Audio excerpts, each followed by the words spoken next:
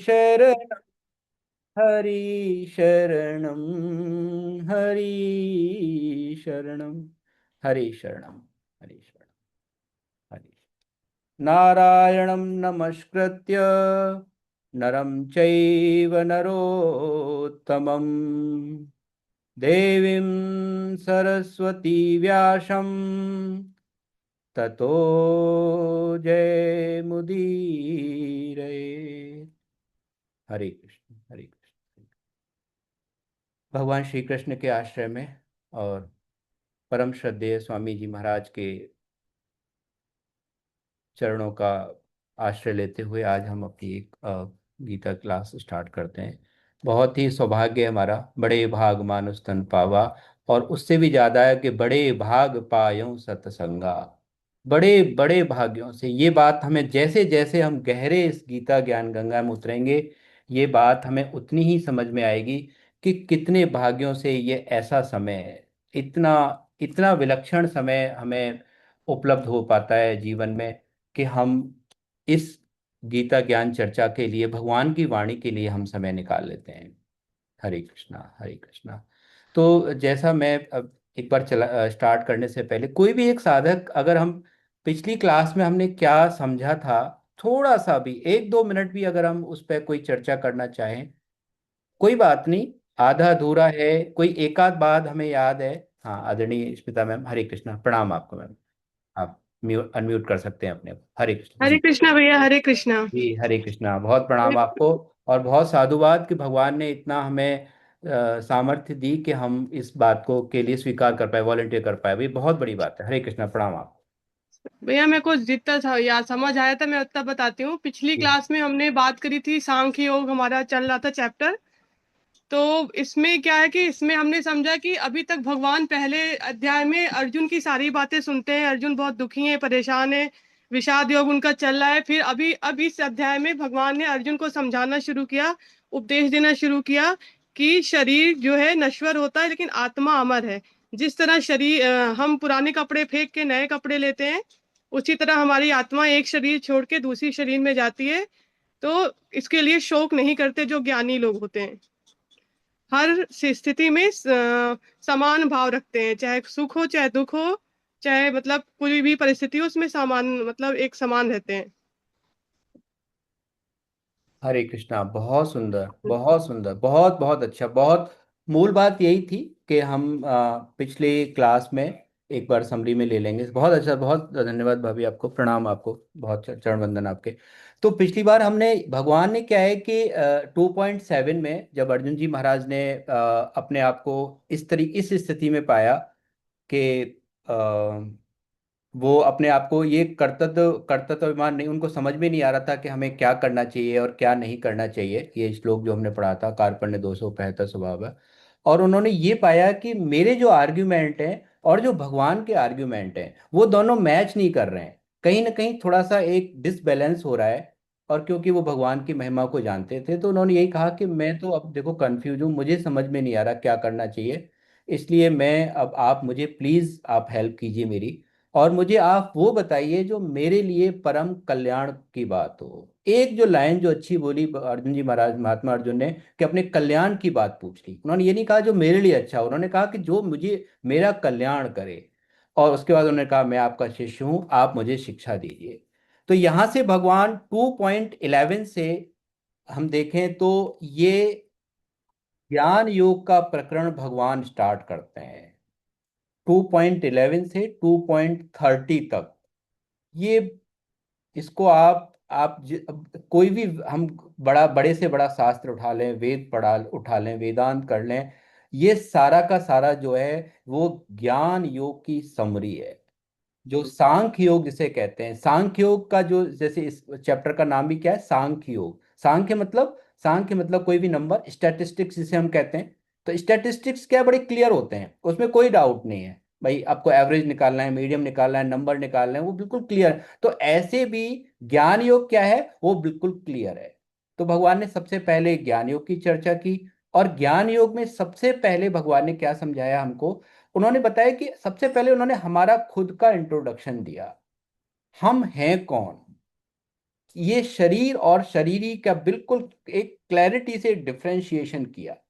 कारण क्या है कि जब ये फाउंडेशन हमारा बनेगा, उसके ऊपर ही कोई भी साधक, कोई भी जीव खड़ा होके आगे जितनी भी कर्म योग और जो भी चर्चाएं हम करेंगे आगे, वो चर्चा कब हो पाएगी? जब ये समझ में आएगा कि हमारा असली रूप है क्या, हम कौन हैं। जब तक हमको यही नहीं समझ में आया कि हम कौन हैं, तब तक कोई भी बात टिकेगी ही नहीं। और यही अंतर है जो हमारे जितने भी आज की डेट में जो मोटिवेशनल स्पीकर्स हैं, और जो हमारे सबसे बड़े मोटिवेशनल स्पीकर हमारे भगवान श्री कृष्ण हैं। कि भगवान श्री कृष्ण क्या है, वो जमीन तैयार करते हैं, पहले फाउंडेशन बनाते हैं, और उसके बाद आपसे हमसे कहते हैं कि हाँ अब तू चिंता मत कर, मैं तेरे साथ खड़ा हूं। लेकिन जो मोटिवेशनल स्पीकर हैं वो हमसे कहेंगे बी पॉजिटिव और काफी कुछ लेकिन वो बी पॉजिटिव हम कब तक रहेंगे? जब तक हमारा जमीन तैयार नहीं है। जैसे ही हम उस वापस से उस माहौल में जाते हैं, वो बी पॉजिटिव केवल एक दो घंटे याद रहता है, फिर हम भूल जाते हैं। तो यहाँ भगवान ने जो है सबसे पहले हमको समझाया कि भाई तुम किसके लिए शोक कर रहे हो, दुख करने की चीज क्या है। क्या हम इतना कई बार इतना शोक मनाते हैं, इतना दुख मनाते हैं चीजों का, लेकिन विचार करने वाली बात है, क्या हम असली दुख को पहचान भी पाए हैं? कि जीवन में सबसे बड़ा दुख है क्या? ऐसी कौन सी चीज है जो सबसे ज्यादा दुखी करती है हमको? ऐसा कौन सा कहाँ है जहां हमें दुखी होना चाहिए? क्योंकि अभी अभी अभी भगवान की वाणी के अनुसार न तो हम ये समझ पाए हैं कि सबसे बड़ा दुख जीवन में क्या है, और न हम ये समझ पाए हैं कि सबसे बड़ा सुख जीवन में क्या है। और ये कब तक नहीं समझ पाएंगे? जब तक कि हम भगवान की इस दो 2.11 से लेके 2.30, ये जो 19 श्लोक हैं, इसमें हमारा ज्ञान योग का पूरा धरातल है। तो भगवान ने अब आगे इस बात को हम और समझेंगे कि दुख क्या है, और इस पे बहुत चर्चा होगी आगे। भगवान ने 2.12 में कहा कि भाई किसी काल में मैं नहीं था। यहाँ भगवान एक तरीके से पूरा प्रेजेंट पास्ट और फ्यूचर को दिखा रहे हैं अर्जुन जी महाराज को, कि भाई आज जो दृश्य ये हमारे सामने है, ये जो जितने लाखों की जो तुम सेना देख रहे हो, ये 50 60 70 80 साल पहले ये स्थिति नहीं थी। इनमें से एक भी प्रेजेंट नहीं था, एक भी।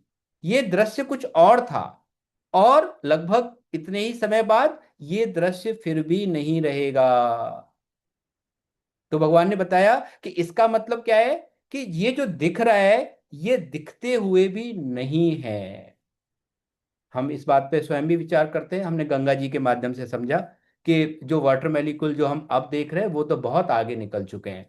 आगे भगवान ने समझाया कि जिस तरीके से ये मनुष्य देहधारी के इस मनुष्य जीवन में जैसे अलग अलग अवस्थाएं आती हैं, पहले वो बच्चा गर्भ में आता है, फिर वो बालक जवान, और फिर किस तरीके से वृद्धावस्था को होता है, ऐसे ही एक शरीर से दूसरे शरीर को वो चेंज होते रहा। क्या चेंज हो रहा है? उसका केवल कवर चेंज हो रहा है।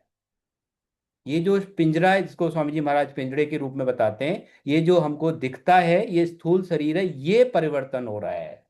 लेकिन कोई एक चीज है जो कॉन्टिन्यूअसली मूव कर रही है। लेकिन जो कॉन्टिन्यूअसली मूव कर रही है, उसकी तरफ शायद हमारा कभी ध्यान जा ही नहीं पाता। तो भगवान कुछ कहीं और डायरेक्शन में लेके जाना चाहते हैं। तो पहले उन्होंने ये सारे एग्जांपल्स देके थोड़ा थोड़ा समझाया। फिर भगवान ने कहा कि देखो, यहाँ पे पहली बार उन्होंने समता की, सम सम दुख धी। तो ये उन्होंने कहा कि जब आपको ये बात समझ में आ गई कि ये जितना भी व्यवहार हमारा दुनिया में हो रहा है, संसार में हो रहा है, वो केवल किससे हो रहा है? वो शरीर से हो रहा है, स्थूल शरीर से हो रहा है। लेकिन सूक्ष्म शरीर जो है, वो हम सबका एक ही है। आगे जो इतना ये 16 वाला श्लोक है, इसको हमने बहुत अच्छे से समझा। असत का तो भाव विद्यमान नहीं है। मतलब क्या है? असत को आप अंधेरा मान लें, जैसे एक अंधेरे की कोई एग्जिस्टेंस नहीं है। अंधेरा कहाँ है? जहां प्रकाश नहीं है। क्योंकि जैसे ही प्रकाश आएगा, अंधेरा बिल्कुल गायब हो जाता है। तो अंधेरा कब है? जब प्रकाश नहीं है।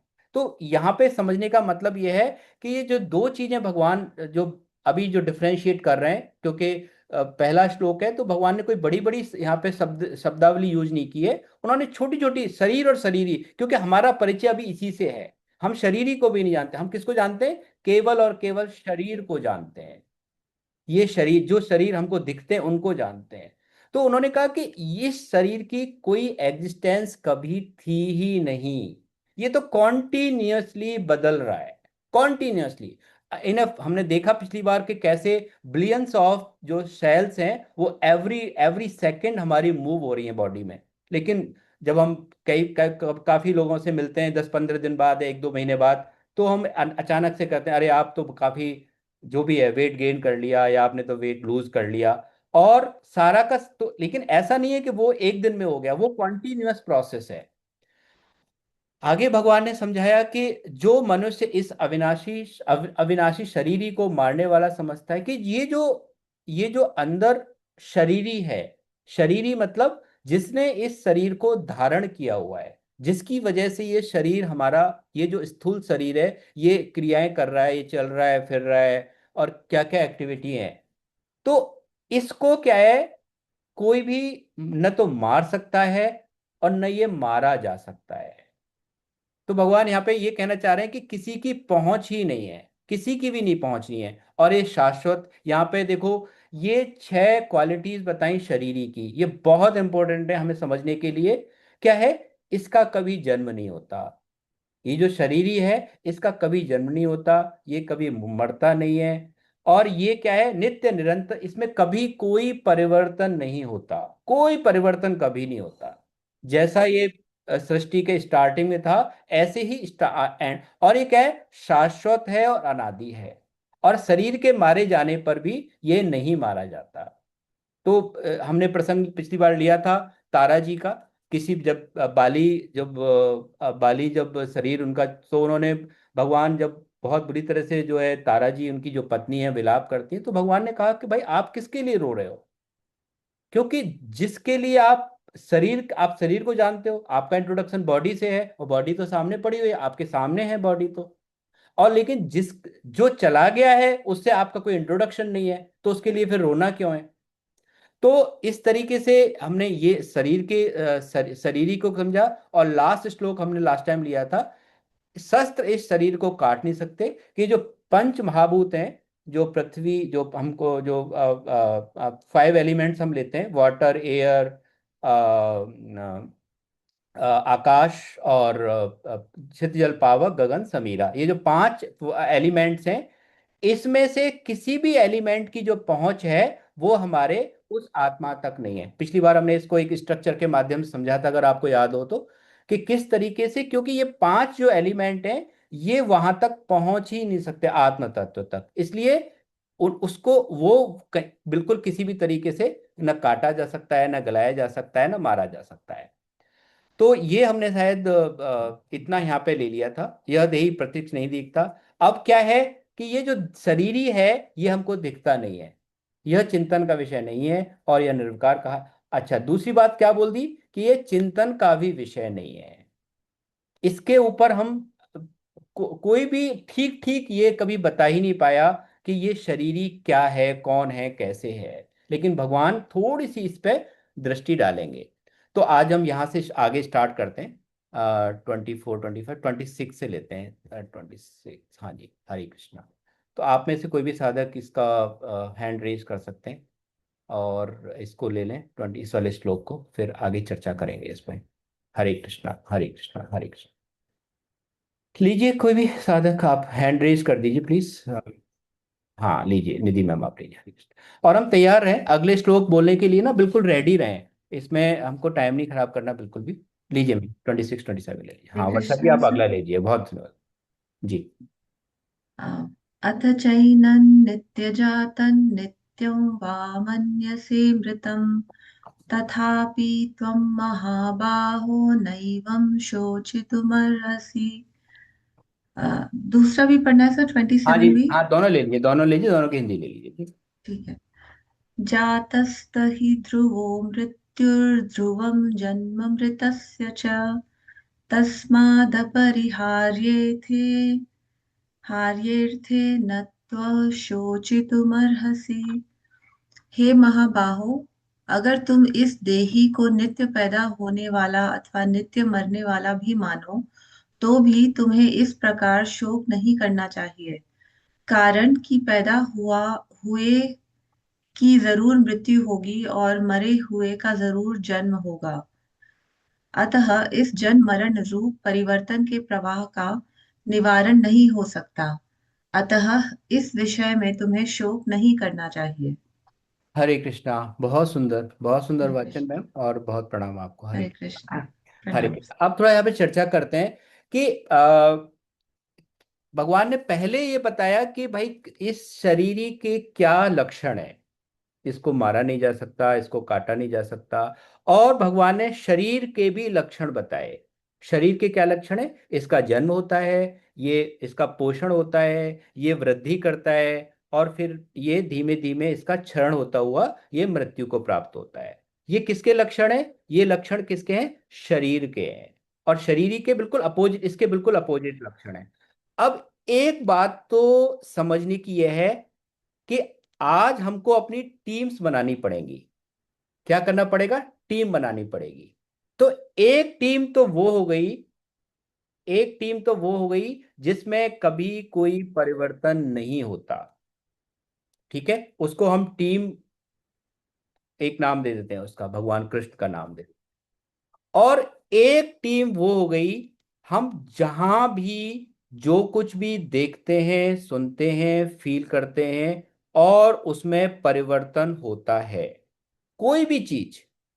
अब हम विचार कर लें, ऐसी कोई भी चीज जिसमें परिवर्तन होता है।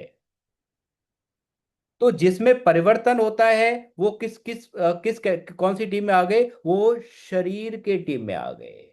वो किससे बना है? वो पंचभूतों से बना है। पंचभूत जब मैं कहता हूं तो पांच जो एलिमेंट होते हैं हमारे, क्षितिज जल पावक गगन शमीरा, ये जो अग्नि, वाटर, एयर, स्पेस और फायर, ये जो पांच एलिमेंट्स होते हैं, इन्हीं पांच एलिमेंट से ये पूरी की पूरी प्रकृति बनी हुई है। साइंस इस बात को प्रूव, अब साइंस, साइंस का नाम क्या है? वो रिसर्च करते हैं। ध्यान से सुनिएगा, क्या करते हैं वो? रिसर्च। मतलब सर्च, जो ऑलरेडी है उसको इन्वेंट करते हैं। रिसर्च, इसीलिए उसका नाम दिया रिसर्च। वो पहले से था, लेकिन उन्होंने उसको एक किसी एक फॉर्मूले के रूप में दे दिया। और हमारी जो लॉजिकल माइंड है, जो कंप्यूटर हमारे पास है, जो सबसे बड़ा एलएलएम हमारे दिमाग में जो भगवान ने बिठा रखा है, उसको जो है तुरंत समझ में आती है वो वाली बात। तो हम क्या बात करते हैं? हाँ, दो। तो उन्होंने क्या प्रूव किया है कि जो तत्व एक माउंटेन में है, माउंटेन भी किससे बना है? फाइव एलिमेंट से बना है। उन्हीं पांच एलिमेंट से क्या बना हुआ है? ये मनुष्य का शरीर बना हुआ है। उन्हीं पांच एलिमेंट से आप जितने भी शरीर इस दुनिया में एग्जिस्ट करते हैं, प्राणी बोला है भगवान ने, चाहे वो मक्खी है, मच्छर है, चाहे वो गाय, जो भी, मतलब कोई जीव जंतु है, कोई कैटल है, ये सारे के सारे किससे बने? इन पांच महाभूतों से ही ये बने हुए हैं। तो इसका मतलब क्या हुआ? कि मतलब ये जो एक रूपता है, ये एक रूपता शरीर हमारा, हम जो हमारा जो ये दूसरी टीम है जो शरीर वाली है, वो किसकी टीम में है? वो इस संसार की टीम में है। क्योंकि जो कुछ भी हमको दिखता है, जिसको भी हम फील कर सकते हैं, जिसको भी हम सेंस कर सकते हैं, वो सब क्या है? वो परिवर्तनशील है। और जो परिवर्तनशील है वो शरीरी का हिस्सा नहीं है। तो अब समझने वाली बात ये है, इसमें जो भगवान ने समझाना चाहा है, कि जैसे अब दो टीम हो गई, ये टीम क्लैरिटी हो गई। एक संसार की टीम हो गई जो परिवर्तनशील है, जिसका जन्म हो रहा है। कोई भी चीज है जो जन्मती है, जिसका मरण होता है, जिसमें परिवर्तन होता है, वो संसार वाली टीम में हो गए। और वो सारे के सारे एक ही एलिमेंट का स्ट्रक्चर पूरा का पूरा एक ही है। तो इसका मतलब जो शरीरी है, इसीलिए भगवान कहते हैं ना, कण कण में जो भगवान है। इस बात को हमने कितनी बार सुना होगा, कितनी बार हमने लिखा हुआ देखा है, कई बार, कण कण में भगवान है। बहुत ध्यान से समझने वाला ये। पहले ही एक तो ज्ञान योग चल रहा है, ये सबसे सबसे मुझे लगता है कि ये जो फाउंडेशन है ना, ये जो नींव जो भगवान डाल रहे हैं, आप विचार करो। कई बार कई संत कई साधक कहते हैं कि भाई भगवान ने सबसे पहले जो है ज्ञान योग से स्टार्ट क्यों कर दिया, इतना इतना कॉम्प्लेक्स टॉपिक क्यों ले लिया। लेकिन अब धीमे धीमे समझ में आता है कि जब तक हमारे ये बेसिक्स क्लियर नहीं होंगे, तब तक न तो कर्मयोग साध सकते हम, न भक्ति योग साध सकते, न ध्यान योग, न बुद्धि योग, जितने भी योग हैं इसकी कोई बात बनेगी ही नहीं। तो अब समझने वाली बात यहाँ पे क्या है कि जैसे इस संसार के एलिमेंट्स में एक रूपता है, ऐसे ही जो शरीरी है वो भी सारे शरीरों में एक ही व्याप रहा है, उसके अलावा कोई है ही नहीं। तो अगर किसी किसी मच्छर में जीवन है, किसी कैटल में अगर जीवन है, तो जिसने उसको, वो केवल और केवल एक पिंजड़ा है जिसको उसने धारण किया हुआ है। लेकिन अल्टीमेटली वो जो परम तत्व, जो अविनाशी की जो बात हो रही है, वो अविनाशी उसके अंदर भी वही है जो अविनाशी ने हमारे इस शरीर को धारण किया हुआ है। कोई अंतर नहीं है। इसलिए हमने एक प्रसंग सुना था ना नामदेव जी महाराज का, उनके उनको हर जगह वो दर्शन कर लेते थे भगवान के। और एक छोटा सा प्रसंग ये आता है कि एक बार वो कहीं जंगल में खाना पका रहे थे, तो उन्होंने अब ज़्यादा कुछ सिस्टम होता नहीं था पहले तो, आजकल तो हमारे पास जो है बड़े अच्छे अच्छे चीज़ें हैं, तो उन्होंने वो रोटी बनाई मोटी वाली, उसे अंगा कहते हैं या कुछ, मोटी जो रोटी होती है, सेकी कैसे भी करके। और एक कुत्ता आके उस रोटी को लेके भागने लगा। तो उनके पास थोड़ा सा घी था कटोरी में, तो वो पीछे पीछे दौड़ने लगे कि अरे प्रभु आप ये इसमें थोड़ा घी लगा लीजिए। और ऐसा बताते हैं कि वहां भगवान उस कुत्ते के रूप में साक्षात प्रकट, और प्रकट होके उन्होंने कहा कि नामा तूने मुझे यहाँ भी पहचान लिया। तो ये, अच्छा ये बातें क्या है कि ये जब प्रसंग हम सुनते हैं ना, तो हमारी जो जनरेशन है, स्पेशली जो इंटेलेक्चुअल जनरेशन है, उनको क्या है, उनको ऐसा लगता है अरे ये मतलब कहीं भी कुछ भी मतलब। अब कारण क्या है उसका? कारण सिर्फ यही है कि अगर मैं कहूं कि भाई जिस फर्नीचर पर हम बैठे हुए हैं क्या उसमें आग है, विचार करें। जिस फर्नीचर में हम बैठे हुए हैं क्या उसमें अग्नि है?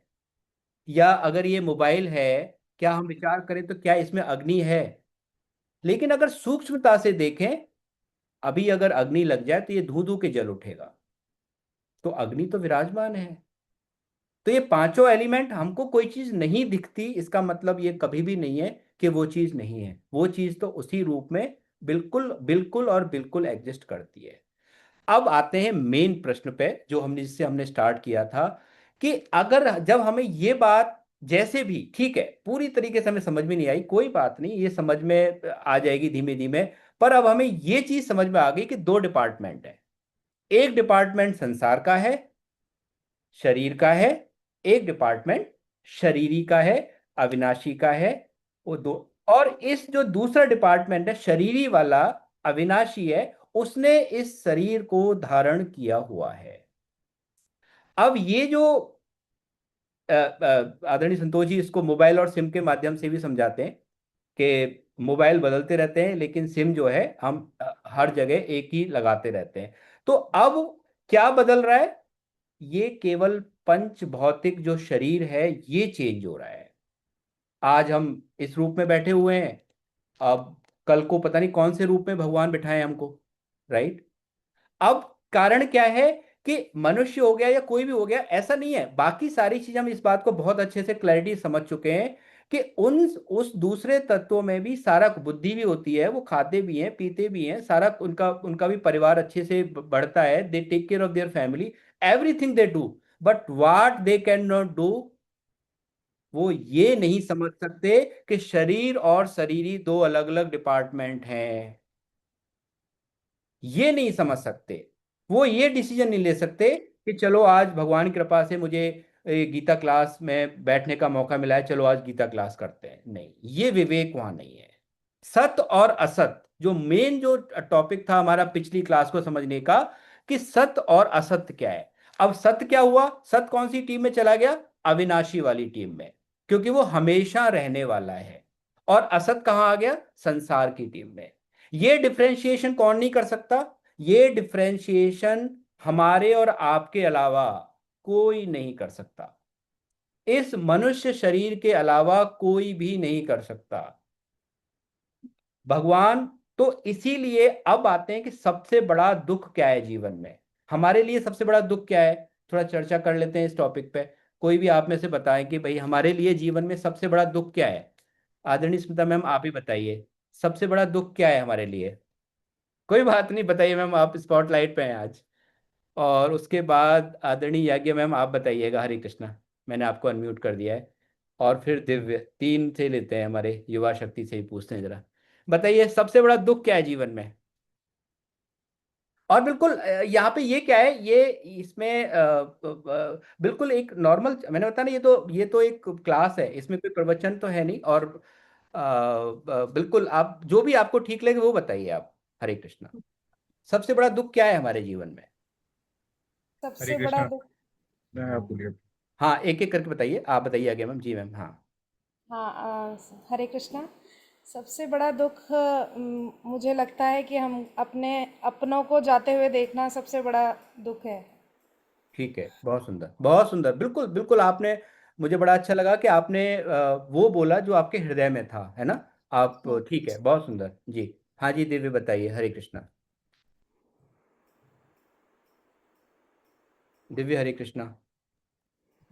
हरे कृष्णा। वेल, डेथ तो है ही कि सबसे बड़ा दुख मानते हैं, पर मेरे लिए लाइक दो तीन हैं, क्योंकि हम्म। अ, एक फेलियर बहुत बड़ा दुख रहता है सबके लिए ही, हम्म। ठीक। कि माइनर हो मेजर हो, फेलियर सबसे बड़ा दुख रहता ही है। हम्म। ठीक है। यस। फेलियर हो गया, और आपने बताया अपनों को जाते हुए देखना। जी आदरणीय सुनीता मैम, बताइए। हरे कृष्णा। और रुचि भाभी, हरे कृष्णा, आप भी उसके बाद बोलिएगा सेकंड नंबर। या मेरी तो सबसे ज्यादा दुख होता है कि मैं जी, कोई बात नहीं, कोई बात नहीं, आप विचारों को इकट्ठा कर लीजिए फिर बता दीजिएगा। जी आदरणीय सुनीता गुप्ता जी, हरे कृष्णा।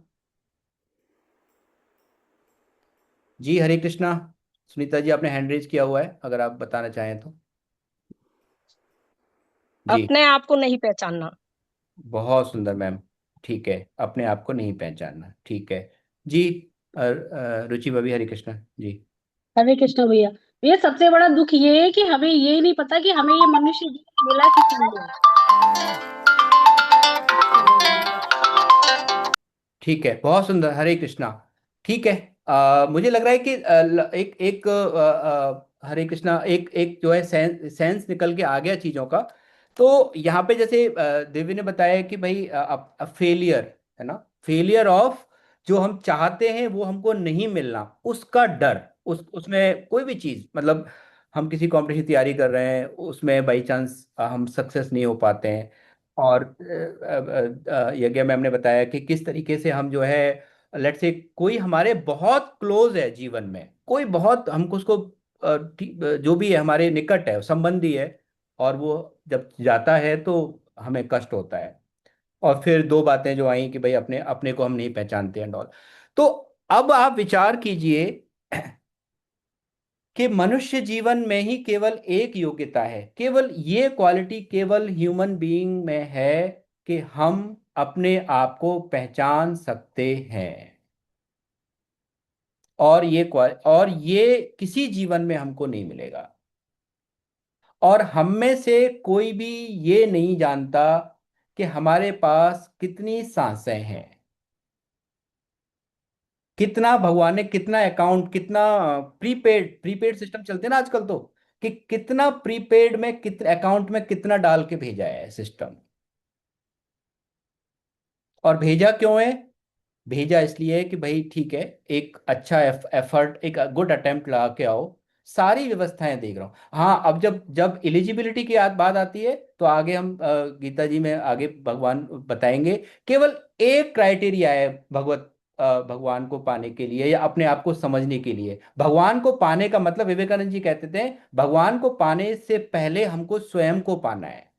अगर हमने स्वयं को पा लिया, स्वयं को पहचान लिया, तो स्वयं क्या है, वो भगवान, भगवान ही तो बैठे हैं अंदर, और कहीं जाने की जरूरत नहीं है। तो अब आप विचार कीजिए कि जब हमारे पास हमारा अकाउंट फिक्स है, फिक्स अकाउंट है, और हमको एक मौका मिला, और उस मौके पर भगवान ने इतनी हमें कृपा कर दी कि हमें भगवत गीता के स्वामी जी के सन्मुख कर दिया।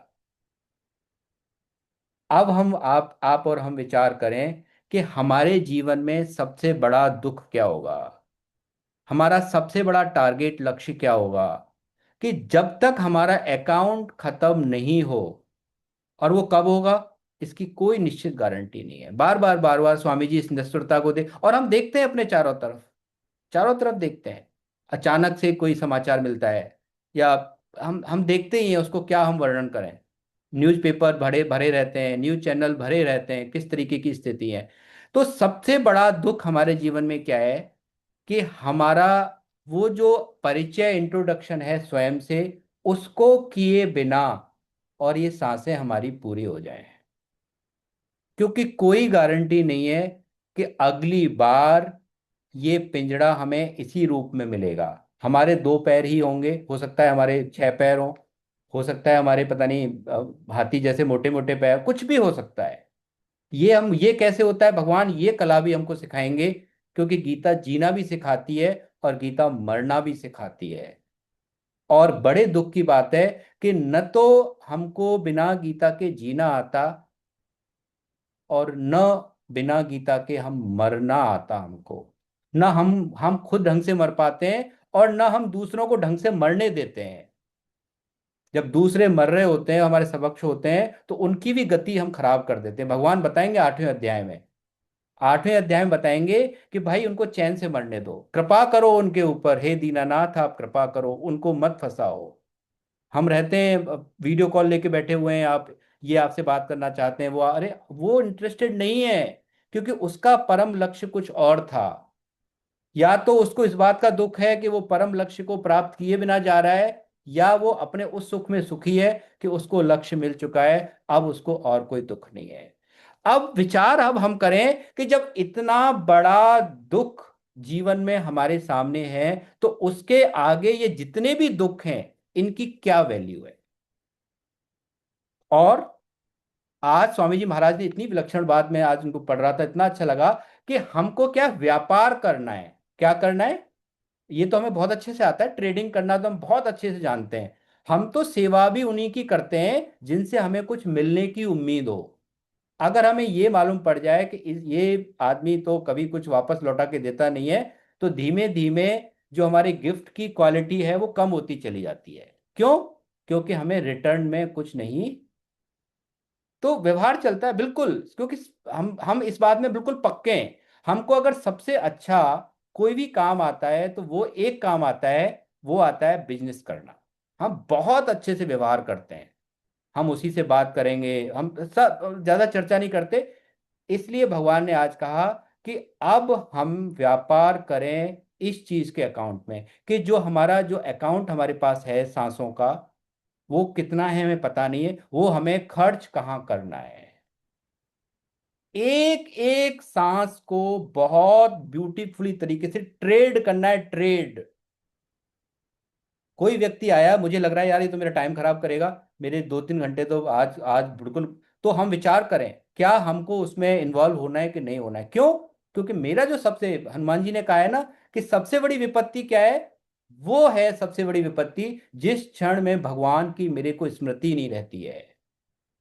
क्योंकि भगवान ने हमको ऐसे ही नहीं भेजा, कबहू कि कर करुणा नर देही। भगवान ने बोला है, कभी भगवान को बहुत जब करुणा आती है, जब वो देखते हैं कि उनका बालक लगातार लगातार इतने आप चक्रों में घूम रहा है, तो वो कृपा करके क्या देते हैं, ये मनुष्य शरीर दे देते हैं। और भाई जैसे ही मनुष्य शरीर मिलता है, और हम आके उसका क्या गुड़ गोबर करते हैं, इसकी ज्यादा व्याख्या करने। तो जब ये बात हमको समझ में आ गई कि सबसे बड़ा सुख और सबसे बड़ा दुख क्या है जीवन में, तो कहीं ना कहीं भगवान ये जो 2:11 से लेके 2:31 तक का जो प्रकरण है, भगवान अर्जुन जी महाराज को यही स्मृति वापस दिलाना चाहते हैं कि आप पहचानो अर्जुन, महात्मा अर्जुन आप कौन हो, आप अपने आप को पहचानो। और जब एक बार ये क्लैरिटी हमारे जीवन में आ जाएगी, फिर आप देखो क्या आनंद जीवन में आएगा, क्या परिवार में आनंद आएगा। क्योंकि हर परिवार में क्या होगा, सिया राम में सब जग जानी, करहूं प्रणाम जोरी जुग पानी। ये कला सिखाएंगे भगवान आके, ये कला सिखाएंगे कि जो भगवत तत्व है, हम किसी को इंसल्ट करने से पहले 4 बार सोचेंगे, किसी व्यक्ति को बुरा भला करने से पहले 4 बार सोचेंगे। विचार ये सारी, तो भगवान क्या है, वो कहीं ना कहीं वो प्लेटफॉर्म भगवान बना के दे रहे हैं हमें। क्योंकि एक बार जब ये प्लेटफॉर्म बन गया, तो दुनिया की कोई ऐसी ताकत नहीं है कि जो हमको डरा सके। कोई भी ताकत नहीं है जो डरा सके। सबसे पहले हमें क्या मिलेगा, अभयम। जो दिव्य ने बोला कि फेलियर का डर है, फेलियर का डर खत्म हो जाएगा। कारण क्या है, क्योंकि हम हमारे पीछे कोई एक ऐसी ताकत खड़ी हुई है। हम कौन है, अविनाशी के बालक का, जो मरे न मारा जाए। हम कौन है, अविनाशी के बालक हैं। हरे कृष्णा। बहुत ये लंबा प्रसंग हो गया, आगे लेते हैं। आगे आदरणीय सुनीता जी आप श्लोक ले लीजिए। हरे कृष्णा हरे कृष्णा हरे कृष्णा। ये वाला मैं ले लेता हूं, उसके बाद आप ले लीजिएगा। यहाँ पे भगवान ने क्या, हे भारत, सभी प्राणी जन्म से पहले प्रकट थे, मरने के बाद अप्रकट हो जाएंगे, केवल बीच में ही प्रकट होते हैं, इसमें शोक की क्या बात है। बिल्कुल वही बात जो हम समझते आ रहे हैं कि क्या हुआ। अब आप विचार कीजिए। अब विचार करने की बात है कि भाई ठीक है, हमारी डेट ऑफ बर्थ जैसे जो भी है, 70 80 90, 1980 70 90, तो उसमें हम प्रकट हो गए, हमारा एक शरीर मिल गया हमको, और भगवान करे हम सब जो है 100 वर्ष जिए, और जो भी 2090 में चलो चले जाएंगे। तो उसके पहले और बाद में क्या, विचार करें, कहां से आए और अब प्रकट हो गए, और उसके बाद में पहले, उसके पहले कहाँ। तो ये भगवान कहीं ना कहीं एक तरीके से इंडिकेशन देना चाह रहे हैं, कुछ समझाने की कोशिश कर रहे हैं यहाँ पे। तो इसको लेते हुए आदरणीय सुनीता जी अब आप ले लीजिए ये 29, हाँ 29 ले लीजिए।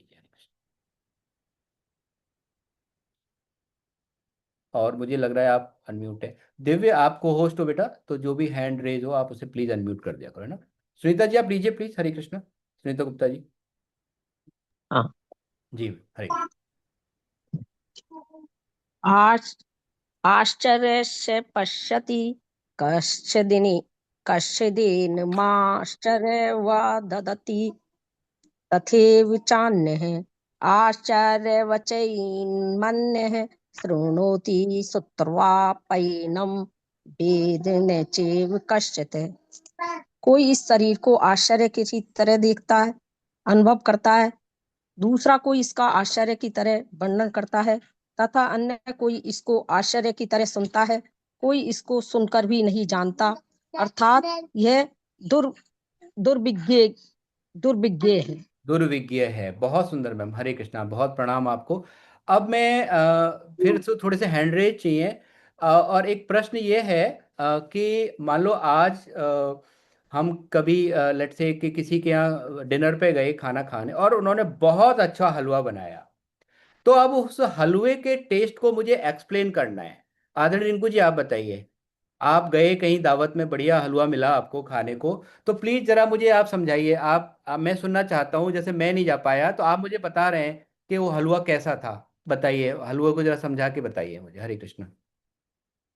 हलवे का तो ये बताएंगे कि जैसे हम वहाँ गए थे आज इस पार्टी में या जो भी फंक्शन में गए थे, वहाँ हमें हलवा सर्व किया गया था। हलवा गाजर का बनाया गया था, उसमें काफी ड्राई फ्रूट्स डाले थे और देसी घी में बनाया गया था। नहीं, बहुत टेस्ट, टेस्टी था। उसका टेस्ट कैसा था उसका। टेस्टी, बहुत शानदार टेस्ट नहीं था। बहुत बहुत नहीं, बहुत तो एक नॉर्मल वर्ड हो गया। मतलब आप समझाइए मुझे, मतलब मैं समझ नहीं पा रहा हूँ, मैंने कभी गाजर हलवा खाया नहीं आज से पहले।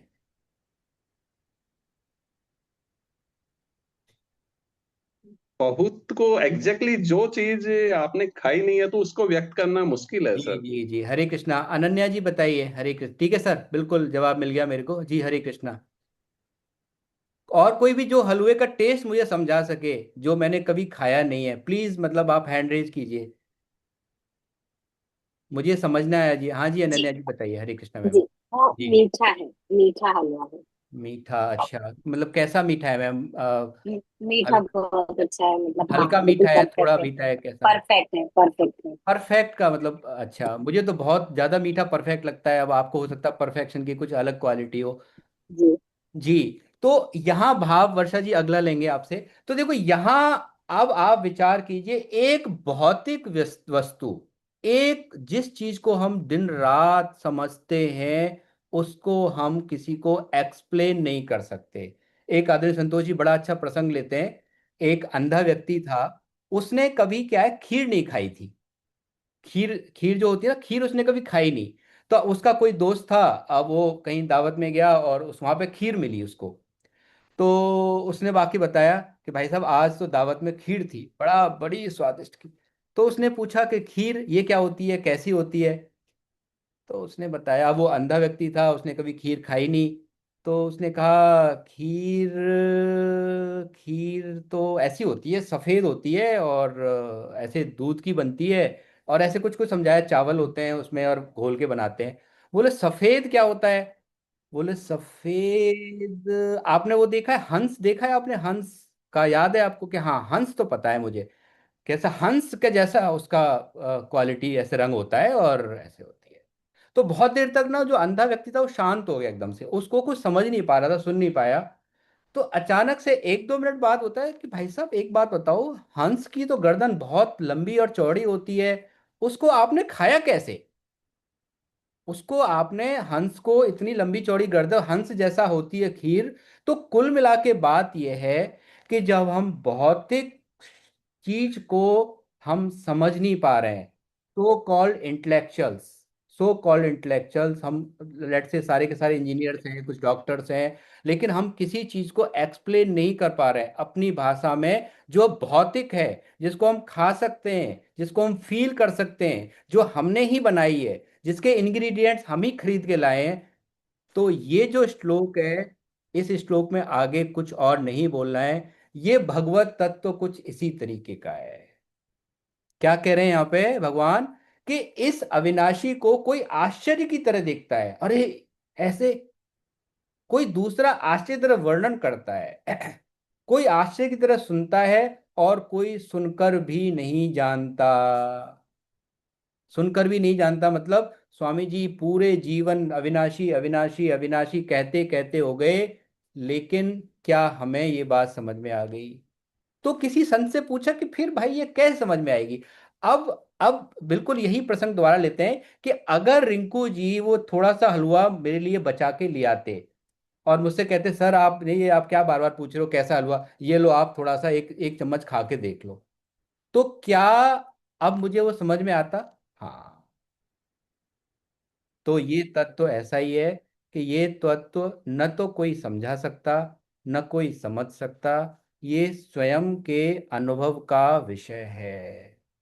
और जब तक ये अनुभव में नहीं आता, तब तक ये खेल ऐसे ही चलता रहता है। हम लाख गीता पढ़ लें, मैं तो कह रहा हूं, हम गीता को कंठस्थ कर लें, 700 श्लोक याद कर लें, लेकिन जब तक अनुभव में विषय नहीं आएगा, कोई एक, मैं तो कह रहा हूं, स्वामी जी भगवान आगे बताएंगे, कोई करोड़ों में एक व्यक्ति ऐसा होता है जो इस तत्व को समझ सकता है। अगर हम परम सिद्ध प्रेमानंद महाराज जी को सुनते हैं तो बार बार एक ही बात बोलते हैं कि मेलोडी खाओ और खुद जान जाओ, आप इस टेस्ट को कर लो। और ये दूसरा, एक कई बार चर्चा का विषय आता है, कई बार ये प्रश्न आते हैं कि भाई क्या आपने भगवान भगवान को आपने कभी कब मालूम पड़ेगा कि भगवान, मतलब अब हमारे हमका अनुभव में आ गए? तो कहते हैं जब हम खाना खाते हैं और जब हम लेट से हमारा पेट भर जाता है, तो क्या कोई तीसरा व्यक्ति बताता है हमको कि भाई साहब अब बहुत हो गया, आपने बहुत खा लिया, अब रुक जाओ आप? नहीं। जब हमें चीजें अनुभव में आती हैं तो हम खुद, हमें वो चीजें एक फीलिंग करने लग जाते हैं कि हाँ। तो ये ऐसा तत्व है अविनाशी का। आगे और इस पर खूब चर्चा करेंगे, लेकिन ये समझने वाला है कि हम दो कैटेगरी समझ रहे हैं। तो आगे 2.30, हरे कृष्णा, इसको आप कौन लेंगे? इसको मैं ही ले लेता हूँ, चलिए। हे भरतवंशो अद्भव, यह देह में यह देही नित्य ही अवध्य है। अवध्य मतलब इसको हत्या नहीं कर सकते, इसलिए संपूर्ण प्राणियों के लिए, अर्थात किसी भी प्राणी के लिए तुम्हें शोक नहीं करना चाहिए, शोक नहीं करना चाहिए। अब जैसे किसी एक बहन ने अभी कहा था कि जब हमारे कोई हमारा निकट संबंधी जाता है तो दुख होता है। हाँ, हम शरीरी हैं, हम संसारी हैं, मानवीय संवेदनाएं हैं, और ये सारी चर्चाएं होती हैं, लेकिन बस इतना बन जाए जीवन में कि जब तक वो संबंधी शरीर हमारे पास है, हमारे जीवन में है, हम भरपूर उसकी सेवा कर लें, तो उसके जाने का आपको दुख नहीं होगा। क्यों? क्योंकि वो तो अपनी यात्रा पे चल रहा है, अपनी यात्रा, पता नहीं ऐसा थोड़ी है कि हम सब ये तो स्वामी जी बड़ा अच्छा समझाते हैं। ये क्या है, दिल्ली रेलवे स्टेशन है, आप कभी दिल्ली रेलवे स्टेशन गए हो, वहां पे कितनी ट्रेन आती हैं, कितनी ट्रेन जाती हैं। कोई किसी ट्रेन से आ रहा है और हम 10 मिनट के लिए मिलते हैं किसी से, ट्रेन में कभी सफर किया हो हमने, तो ट्रेन में चलते चलते एक दो स्टेशन पर कोई व्यक्ति मिलता है और हमारे इतने गहरे संबंध उससे बन जाते हैं कि हम फोन नंबर एक्सचेंज कर लेते हैं और बड़े बड़े वादे करते हैं, और फिर वो व्यक्ति स्टेशन पर आके उतर जाता है। तो इंपॉर्टेंट क्या है? इंपॉर्टेंट है बिहेवियर। जो बिहेव हमने उस ड्यूरेशन में जो हमारे साथ रहा, वो बिहेवियर। लेकिन अब बहुत अगर गहराई से चर्चा करें तो जो हमें दुख इस बात का नहीं वो व्यक्ति चला गया, दुख इस बात का है कि जो हमारे संबंध थे, जो हमारा उससे कनेक्शन था, जो हमारी उससे उम्मीदें थी, कहीं ना कहीं वो भी हमारी उसके साथ चली गई। हालांकि ये बात जो है सुनने में बड़ी कष्टप्रद लगती है, लेकिन हम गहराई से विचार करें तो हमारा असली संबंध उस स्वार्थ से है। जब कई बार स्वार्थ नहीं होता तो जाने वाले व्यक्ति का हमें कोई फर्क नहीं पड़ता। विचार करें कितने लोग जाते हैं दुनिया में, कितना कष्ट होता है हमें। कल मैं एक प्रसंग सुन रहा था बड़ा बिल्कुल जाने के ऊपर, कि एक व्यक्ति चला गया, किसी पड़ोसी को पता चला कि भाई फलाना व्यक्ति चला गया, तो वो कैलकुलेट कर रहा है अब, अरे आज तो छुट्टी लेनी पड़ेगी, अरे आज संडे को चला जाता, सैटरडे को चला, मतलब ये सिचुएशंस हैं। कष्ट किसको हो रहा है? ठीक है, तो बड़ा छोटा संसार है। तो असली दर्द जाने का नहीं है, असली दर्द आसक्ति का है हमारा। ये भगवान बड़े अच्छे से क्लियर करेंगे इसको, अपन आगे इसको लेंगे। हरे कृष्णा। अगला श्लोक आप कौन लेने वाले हैं? कोई भी ले लें आप में से। हरे कृष्णा, हैंड रेज कर दें प्लीज। बस थोड़ा सा इससे क्या होता है, श्लोक आप लोग जब लेते हैं तो बड़ा एक तो थोड़ा सा इंटरेक्शन हो जाता है और आपको भी मौका। हाँ जी, यज्ञ जी लीजिए आप। हैंड रेज ही रखें हम अपना, है ना। सारे जिनको भी श्लोक पढ़ने हैं अपना, और नए साधक प्लीज जरूर लें इस चीज को। इससे हमारी जो है एक तो झिझक खुलेगी, और आगे फिर हरे अभी कृष्णा। देखेंगे कि क्या विधान है इसका, भी भगवान समझाएंगे हमको। जी। हरे कृष्णा, हरे कृष्णा। आज मेरा चश्मा नहीं है तो थोड़ी दिक्कत हो अच्छा रही है, कोई लेकिन बात नहीं, हाँ हाँ आप हिंदी पढ़ दीजिए। मैं ये मैंने स्क्रीन बड़ी कर रखी है। नहीं, मैं पढ़ देती जी हूँ। जी जी। स्वधर्ममपि चावेक्ष्य न विकम विकम्पितुमर्हसि धर्म्यार्धिधि युद्धोच्छे क्षत्रियस्य न विद्यते। और अपने क्षात्र धर्म को देखकर भी तुम्हें विकम्पित अर्थात कर्तव्य कर्म से विचलित नहीं होना चाहिए, क्योंकि धर्ममय युद्ध से बढ़कर क्षत्रिय के लिए दूसरा कोई कल्याणकारक कर्म नहीं है। हरे कृष्णा, हरे कृष्णा, हरे हरे कृष्णा, कृष्ण। हरे, हरे बहुत सुंदर कृष्ण। मैम, हरे कृष्णा, बहुत अच्छा प्रयास आपका। तो अब एक विचार तो हम ये कर लें कि देखिए, ये जो इंद्रियां हैं हमारा साथ छोड़ रही हैं, आंखों ने टाटा बाय बाय कहना शुरू कर दिया है, उसके लिए अब हमको दूसरी आंखें चाहिए। ये क्या है? ये संकेत है।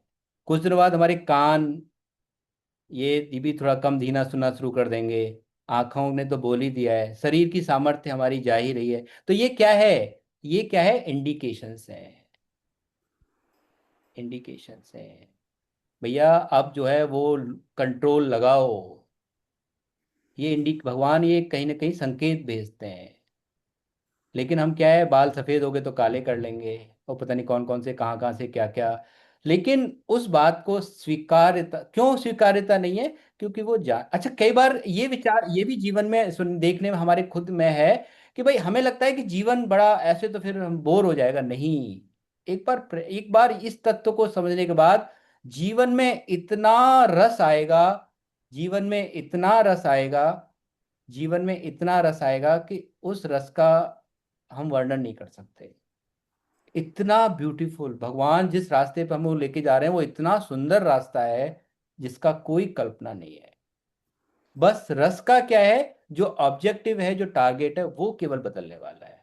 वही संबंध, वही भाई बहन, वही परिवार, वही माता पिता, वही जॉब, वही बिजनेस, वही जो भी सर्कमस्टेंसेस है, बस केवल थॉट प्रोसेस चेंज हो। पहले मैं अपने लिए सोचता था, अब मेरा दृष्टिकोण क्या हो गया, व्यापक हो गया। तो अब यहाँ पे जो भगवान ने ये जो श्लोक बोला है ना, ये 2.30 तक जो है ज्ञान योग था, 2.30। लेकिन जो 31 से लेके 39 तक, ये जो ये भगवान ने जो प्रकरण है, ये यहाँ पर भगवान की क्या ही मतलब क्या है, 31 से लेके 38 तक, ये क्या है, समस्त मानव, एक तरीके से कर्म योग का प्रकरण यहाँ शुरू किया है भगवान ने, कि हमारे लिए क्या हमें करना चाहिए। और कई बार हम ना कम्युनिकेशन, इस how to speak right, how to share the feedbacks, इन सब के लेक्चर्स को हम बड़े बड़े कम्युनिकेशन सेमिनार्स में जाके सीखते हैं। लेकिन ये जो अगले 31 से लेके 38 तक, ये जो 9 श्लोक हैं, 8 श्लोक हैं, इसमें हम एक कम्युनिकेशन की ऐसी विधा, हम एक इतनी बड़ा एक कम्युनिकेशन स्किल भगवान यहाँ पे हमको सिखा रहे हैं, जो हमको बड़े बड़े सेमिनार्स में, बड़े बड़े कम्युनिकेशन प्रोग्राम्स में सीखने को मिलती है। कि एक बात होती है कि हम किसी को अगर फीडबैक देना है, किसी से अगर चर्चा करनी है, अपनी बात रखनी है, और हमको बात रखनी कैसे है, और बात को ऐसे रखना है कि हमें जो उसकी जो थोड़ा सा कमियां हैं उनको भी, उनको उसकी जो रिकमेंडेशन है, जो इम्प्रूवमेंट एरिया है वो भी बताने हैं, और जो उसकी गुड क्वालिटीज हैं, जो उसके अंदर बहुत अच्छे से, उनको भी बताना है। तो भगवान इन 8 श्लोक में कुछ ऐसा ही करने वाले हैं। पहले 3 श्लोकों में वो कर्तव्य कर्म के बहुत पॉजिटिव्स बताएंगे। उसके बाद ये बताएंगे कि अगर हम इनको आप नहीं फॉलो करोगे महात्मा अर्जुन, तो क्या क्या उसके नेगेटिव्स हैं। और बाद के 3 श्लोकों में वापस से उसकी पॉजिटिविटी को बता के इस 8 श्लोक के एक प्रकरण को क्लोज करेंगे। तो कई बार हम, एक आपने टेक्निक सुनी होगी, फीडबैक टेक्निक होती है, सैंडविच टेक्निक। सैंडविच टेक्निक में क्या होता है, लेट्स से अगर मुझे आदरणीय श्रुति मैम के बारे में बात करनी, फीडबैक देना है, और गलती से मैं आपका मैनेजर हूं, तो मैं ऑब्वियसली मैं पहले बोलूंगा नहीं नहीं आप तो कुछ भी काम अच्छा नहीं करते हो और ऐसे, तो ऑब्वियसली वो ना उसको पॉजिटिवली से नहीं लेंगे। तो मैं क्या करूंगा, पहले I will list out all those qualities, all those task जो आपने बहुत अच्छे से किए हैं, नहीं ma'am you are so great और आप आउटस्टैंडिंग हो। फिर मैं चुपके से 2-3 इंप्रूवमेंट एरिया बता दिया कि ये चीजें हैं जो अगर आप और इंप्रूव करेंगे तो आपका जो जो सक्सेशन लेडर है वो बहुत अच्छा जाएगा। तो ये सैंडविच टेक्निक भगवान ने यहाँ पे यूज की है।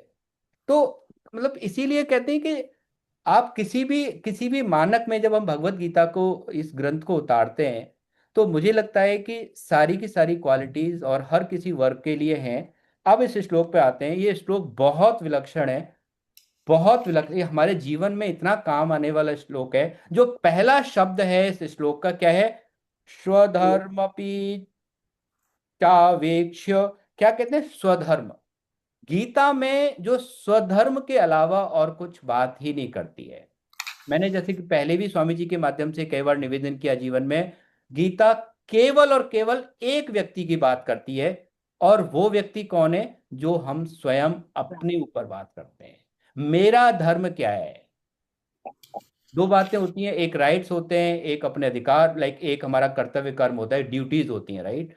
तो गीता केवल और केवल ड्यूटी की बात करती है। तो जब हम स्वधर्म की व्याख्या स्वामी जी महाराज ने की, तो स्वधर्म की क्या है, अब थोड़ा सा हम इसको देखो, इसीलिए जो पहले भगवान ने ज्ञान योग का प्रकरण लिया उसको समझना बहुत जरूरी था। अब हम कौन है, स्वधर्म, स्वधर्म क्या है, स्वधर्म, स्व मतलब अपना, सेल्फ ओन, उसका। अब हम कौन है, हमारी टीम कौन सी है, अभी हमने समझा था हमारी टीम कौन सी है, शरीर शरीर हमारी टीम है शरीरी। जो शरीर है वो किसका पार्ट है, वो प्रकृति संसार का पार्ट है, वो बदलने वाला है। लेकिन हम कौन है, हम स्वयं जो है वो ईश्वर अंश जीव अविनाशी। हमने कहा हम किसके पार्ट हैं, हम भगवान की टीम के पार्ट हैं। तो हमारा धर्म क्या है, हमारा धर्म केवल एक ही है, केवल एक ही, जो भगवान श्री कृष्ण कह दें वही हमारा धर्म है। ये परम उद्देश्य है। इसीलिए कहते हैं कि क्या मनुष्य जीवन का उद्देश्य हमें याद करना है या बनाना है, नहीं, मनुष्य जीवन का उद्देश्य तो बहुत निश्चित है। जिस दिन हमारा शरीर निर्माण हुआ उसी दिन से हमारे जीवन का उद्देश्य निश्चित हो गया। क्या क्या उद्देश्य है? कि हमको अपने स्वयं की जागृति करनी है। केवल एक ही उद्देश्य है, उसके अलावा न कोई उद्देश्य बना न कोई उद्देश्य बनेगा। लेकिन क्या है, कई बार हम इसको भूल जाते हैं। तो इसीलिए जो एक छोटा सा निवेदन ये गीता परिचय अभियान जो मंच करता है कि बार बार हम लिखें, एक नोटपैड बना लें, एक डायरी बना लें और रोज 7 बार हम लिखें कि मेरे जीवन का उद्देश्य। क्योंकि जब हम इस सीपीयू को, ये जो ब्रेन है, ये जो मॉडल जो है हमारे टॉप ऑफ द बॉडी में, इसको बार बार कमांड दें कि भाई ये उद्देश्य है तेरा, तो उस कमांड से क्या होगा? उस कमांड से होगा कि हमें पूरे दिन वो उद्देश्य याद रहेगा। जैसे ही हम उद्देश्य से आगे पीछे होंगे हमको याद आएगा, लौट के आएगा, और फिर भगवान की शक्ति तो काम करेगी ही करेगी। तो अब क्या है, विवेकानंद महाराज जी स्वामी जी कहते थे कि भाई सबसे बड़ी जो कायरता इस भारतवर्ष में, वो बड़े उनके शरीर वेदना होती थी कि जिस जिस जिस भारत भूमि में गीता जैसा ग्रंथ हो, गीता जैसा ग्रंथ हो, रामचरितमानस जैसा ग्रंथ हो, महाभारत जैसा ग्रंथ हो, और वो भारत गुलाम हो जाए। वो भारत जो है 800 वर्ष पहले मुगलों की गुलामी, फिर 200 वर्ष जो है अंग्रेजों की गुलामी, और हम आज भी कहीं ना कहीं गुलाम ही हैं। वो कारण क्या है? वो कारण सिर्फ एक है। विवेकानंद जी कहते थे कि हम स्वधर्म को भूल गए। आज भगवान ने बड़ा अच्छा मौका हमें जीवन में दिया कि हमको और आपको एक ऐसा प्राइम मिनिस्टर के रूप में राजा दे दिया जो क्या कहता है, जो प्राउड फील करता है। जो कोई भी प्राइम मिनिस्टर आता है, कोई भी हेड ऑफ द स्टेट आता है किसी भी कंट्री का, तो उसको क्या गिफ्ट करते हैं? वो श्रीमद् भगवत गीता गिफ्ट करते हैं उनको, और कहते हैं, गीता गिफ्ट करते हैं और कहते हैं कि मेरे पास, मेरे भारतवर्ष के पास, मेरे 140 करोड़ लोगों के पास इससे बढ़िया गिफ्ट इस दुनिया को देने के लिए नहीं है। तो हमें कहीं ना कहीं, हम ऐसे स्वर्णिम काल में जी रहे हैं कि सब कुछ अनुकूल है, लेकिन हम अब जो है अपनी चर्चा कर लें। लेकिन हमको ये गीता चर्चा करने में कई बार ऐसा फील होता है, नहीं नहीं हम तो बैकवर्ड हो जाएंगे। अगर हमने किसी किटी पार्टी में अगर ये बात चर्चा कर दी कि भाई मैं तो गीता क्लास करती हूँ, और वहाँ पे गीता परिचय अभियान के माध्यम से बहुत सारी क्लासेस चलती हैं, तो ऐसा तो नहीं होगा कि मैं कहीं आउटडेटेड फील हो जाऊंगा या हो जाऊंगी? मतलब ये सभी के लिए, मेरे लिए भी उतना ही इम्पोर्टेंट है। तो क्या हम इस चर्चा को कभी कर पाते हैं? आपका देश का प्रधानमंत्री को डर नहीं लगता जब वो रशियन प्राइम मिनिस्टर से बात करता है, जब वो इटली की प्राइम मिनिस्टर से बात करता है, वो गिफ्ट करते हैं भगवत गीता को? हमारे अंदर वो प्राउड मोमेंट क्यों नहीं है? क्यों? क्योंकि हमने अभी स्वधर्म को पहचाना नहीं है। आप विचार करो, एक बार इसमें प्रसंग है बुक में कि जब अर्जुन देव जी के पास जब कश्मीर से कुछ भागे हुए लोग पहुंचे, और उन्होंने कहा कि भाई ऐसे ऐसे वहाँ पे सारे कश्मीरियों को बहुत मारा पीटा जा रहा है, और हमारी जो भी है, जो स्त्री जाति है, उसके प्रति भी बहुत अपमान का भाव है। तो औरंगजेब जी के अर्जुन देव जी, जो गुरु अर्जुन देव जी थे, उनके एकदम क्रोध उनके जीवन में आ गया। उन्होंने कहा किस तरीके के लोग हो यार, आप भाग के चले आए। आपको, आपने वहां पे जो प्रतिकार करना चाहिए था, जो विरोध करना चाहिए था, वो विरोध आपने नहीं किया। आपके परिवार की स्त्रियों को, बहन बेटियों को अभद्रता से देखा गया, अपमान उनका किया गया, और आप जो है देखते रहे आप उनको। ये मतलब किस तरीके की ये जो बुद्धि है, ये जो हमारी जो कायरता है, ये कहाँ से जन्म लिया? तो उन्होंने इस बात को बहुत ज्यादा अच्छे से नहीं समझा। वहीं हम जानते हैं कि कैसे गुरु गोविंद सिंह जी ने 40 जो योद्धा लड़े थे उनके, औरंगजेब की 10 लाख की सेना के आगे। तो अब क्या है कि जनरली एक टॉपिक है, और मैं क्षमा चाहता हूं कि हम धार्मिकता की आड़ में कायर होते जा रहे हैं। ये बुरा हमको लगता है, सुनने में खराब लगता है ये, और मेरे शब्द नहीं है, आदरणीय संतोष जी, स्वामी जी महाराज इसको रोज रिपीट करते हैं। हम धार्मिकता की आड़ में क्या होते जा रहे हैं? कायर होते जा रहे हैं। क्योंकि जो पहला, जो 2 से 2.11 से लेकर 2.30 तक है, ये हमारी समझ में नहीं आया। हमने आवाज उठाना बंद कर दिया। आप देखिए ना क्या स्थिति हो रही है। हमने अपने बच्चों को पता नहीं किसके भरोसे छोड़ दिया है।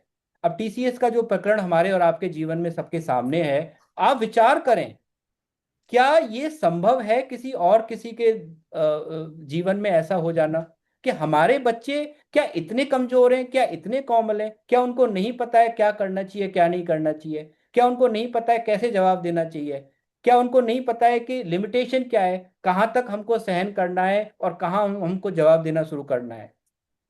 कैसे हो जा रहा है? क्योंकि ये कभी डिस्कशन घर में हुए ही नहीं। बच्चों को हमने केवल दो ही चीजें सिखाई हैं। क्या सिखाया? कैरियर और करेंसी। कि भैया खूब पढ़ो, आप बहुत आईआईटी निकाल दो, डॉक्टर बन जाओ और पता नहीं क्या क्या बन जाओ, लेकिन ये डिस्कशन कभी घर में हुए ही नहीं कि हमारे ग्रंथ क्या कहते हैं, गीता जी कौन है, कहाँ से आई है, महाभारत क्या है। हम कहते हैं भैया एक वामपंथियों ने कर दिया कि महाभारत अगर जीवन में रखेंगे तो हमारे घर में रखेंगे तो लड़ाइयाँ हो जाएंगी। ये जनरली हम सबका एक कॉन्सेप्शन है। अरे महाभारत जैसा ग्रंथ, तो इससे क्या हुआ? हमें हमारे ग्रंथों से दूर कर दिया।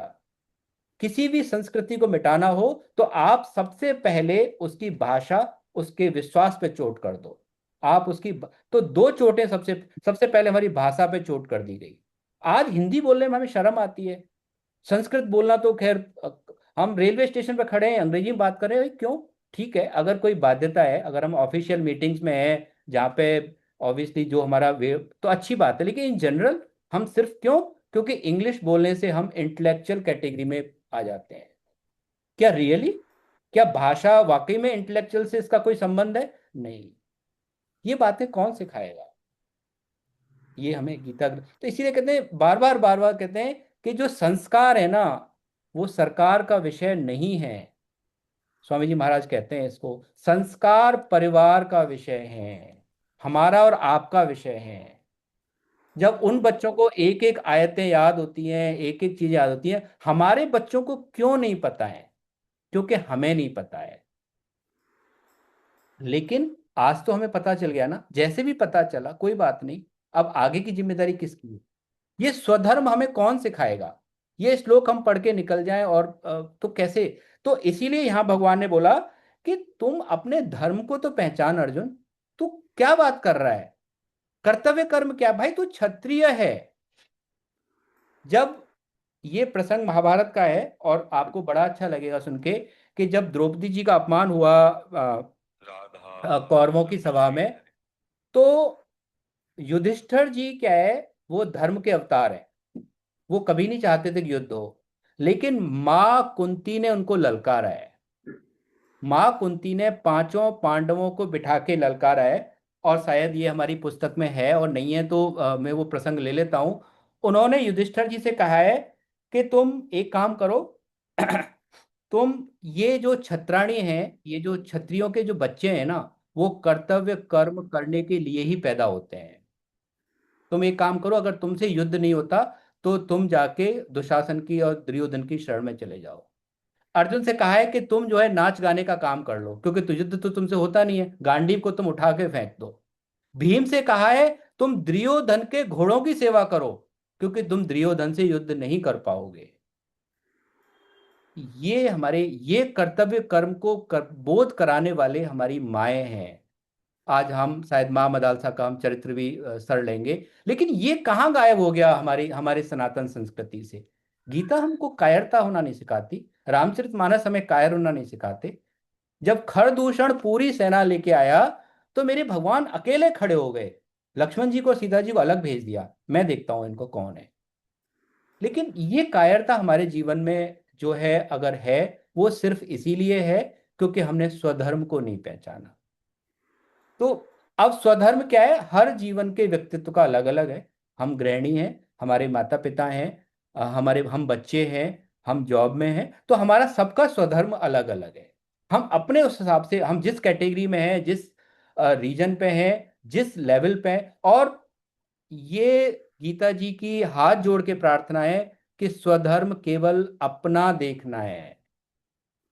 ये करबद्ध, अगर हमने धर्म किसी दूसरे का देख लिया, स्वधर्म अगर किसी दूसरे का देख लिया, तो विचार मतलब हमारा पतन निश्चित है। सारी की सारी पांचों की पांचों उंगली अपनी तरफ, एक भी उंगली दूसरी की तरफ नहीं होनी चाहिए। मैं क्या कर रहा हूं, क्या मैं अपना धर्म ठीक से निभा रहा हूं, मैं क्या मेरे घर में व्यवहार, मेरा माता पिता के प्रति, सास ससुर के प्रति, मेरे जो भी अनुज हैं, मेरे जो पिता हैं, जो भी है मेरे घर में, क्या उनका मेरा मेरा व्यवहार ठीक है, उनका व्यवहार क्या है वो उनका विषय है, मेरा व्यवहार क्या है। क्या मैं अपने बच्चों को ठीक से डायरेक्शन दे पा रहा हूँ, दे पा रही हूँ, क्या मैं उनको समय देता हूँ, क्या मैं चर्चा करती हूँ, करता हूँ 2 मिनट के लिए, जो आज मैंने गीता क्लास सुना। क्या मैं किसी कहीं किटी पार्टी में कहीं बैठे, कोई भी माहौल हो, तो हमें तो क्या करना है, 2 लोगों को पकड़ना है, बस चर्चा शुरू कर दो। ज्यादा ज्यादा क्या होगा, वो वापस से अपना फेस नहीं दिखाएंगे हमें, कहीं इधर उधर गायब हो जाएंगे, कोई बात नहीं। तो ये स्वधर्म की जो बात है, इसको हमें पकड़ना है। हरे कृष्ण। आदरणीय मनोहर जी, इस श्लोक के बाद आप अपना मदारसा वाला चरित्र, इसके बाद अगला अगले के बाद ले लेंगे, तब तक आप तैयारी कर लीजिए अपनी। हरे कृष्णा हरे कृष्णा हरे कृष्ण। ये मैं ले लेता हूँ। अपने आप प्राप्त हुआ युद्ध खुला हुआ स्वर्ग का दरवाजा है। हे प्रधानंदन, वे क्षत्रिय बड़े सुखी भाग्यशाली हैं जिनको ऐसा युद्ध प्राप्त होता है। तो ये क्षत्रियों की बातें हैं, और हम जो है जानते हैं कि युद्ध युद्ध स्वर्ग का दरवाजा यही बोला कि भाई अगर हम अपने धर्म का पालन करेंगे, और धर्म का पालन करेंगे तो अवश्य ही अ, अवश्य ही उसमें जो भी उसका पुण्य होगा वो मिलेगा ही मिलेगा। अब ये जो श्लोक हैं, इसमें मैं हिंदी ले लेता हूँ इसकी।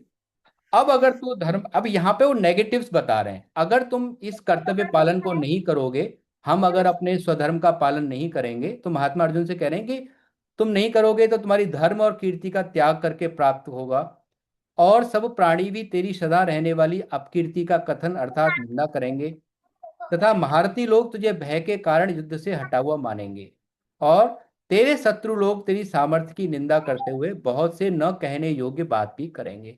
यहाँ पे भगवान कुल मिला के क्या कहना चाह रहे हैं महात्मा अर्जुन से, कि कर्तव्य पालन अगर आप कर्तव्य पालन नहीं करेंगे तो उसकी क्या क्या नेगेटिव्स हैं। भाई एक जो वो व्यक्ति होता है जिसकी बात की कोई वैल्यू है, उसको ये अच्छा बिल्कुल नहीं लगेगा कि उसको कोई ये कह दे कि अर्जुन जो है डर के मारे किसी युद्ध छोड़ के बाहर भाग गए।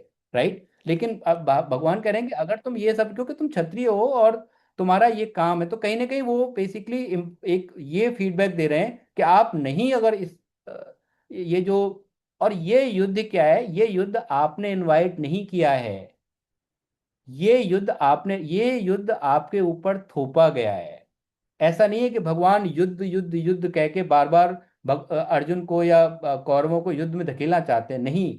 कई बार शांति स्थापित करने के लिए उस आताताइयों का विरोध करना जरूरी है। तो भगवान कहीं ना कहीं उस चीज को रिपीट करके याद दिला रहे हैं। हरे कृष्णा। आदरणीय मनोहर जी, आप ले लीजिए। हरे कृष्णा। अब हम एक भक्त चरित्र लेते हैं माँ मदालसा का, और बड़ा ही दिव्य चरित्र है ये सतयुग की एक देवी हुई हैं। बड़ा आनंद आएगा, तो बड़े भाव से हम जो है इस चरित्र को ग्रहण करेंगे। हरे कृष्णा। मनोहर जी प्रणाम आपको। हरे कृष्णा। नारायण नमस्कृत्यं नरं चैव नरोत्तमं देवी सरस्वती व्यासो तौ जयमुदीरते। भक्त भक्ति भगवंत गुरु चतुर नाम बपुए, इनके पद वंदन किए नासत विघ्न अनेक। परम श्रद्धेय स्वामी जी, सेठ जी महाराज, भाई जी महाराज एवं राधा बाबा को स्मरण कर उनके चरणों में नमन करते हुए आप सभी साधकों एवं परम आदरणीय आचार्य जी को भी दंडवत प्रणाम करता हूँ। आज के चरित्र माँ मदालसा का हम श्रवण करेंगे। आचार्य जी ने यह चरित्र मुझे सुनाने के लिए चुना है, इससे मैं कृतकृत्य हो गया। माँ मदालसा का चरित्र भक्तमाल में अत्यंत संक्षिप्त में था, और उनके द्वारा दिए गए उपदेश का उल्लेख लेस मात्र था, परंतु ईश्वरीय प्रेरणा से उसमें लिखी एक लाइन जिसमें लिखा था कि यह मार्कंडेय पुराण से लिया गया है। मेरी जिज्ञासा मार्कंडेय पुराण पढ़ने की हुई, और मेरी सहधर्मणि की पुराण पढ़ने की रुचि होने से वह मेरे घर में स्वतः उपलब्ध हो गया। अतः मैं यह प्रसंग हम सबके लिए अत्यंत लाभदायक एवं ज्ञानवर्धक होगा, विशेष तौर पर माताओं और बहनों के लिए। व पुरुष वर्ग इससे यह शिक्षा भी ले सकेगा कि स्त्री में क्या शक्ति होती विधाता ने दे रखी है। यह सभी बात जो भी मैं इसमें सुनाऊंगा वो मेरी इसमें कुछ भी नहीं है, सब पुराणोक्त बात है। अतः आप अगर मुझसे कहीं त्रुटि हो तो आप मुझे क्षमा करना। सर्वप्रथम मैं आप सबको माँ मदालसा का लौकिक परिचय करा दूं।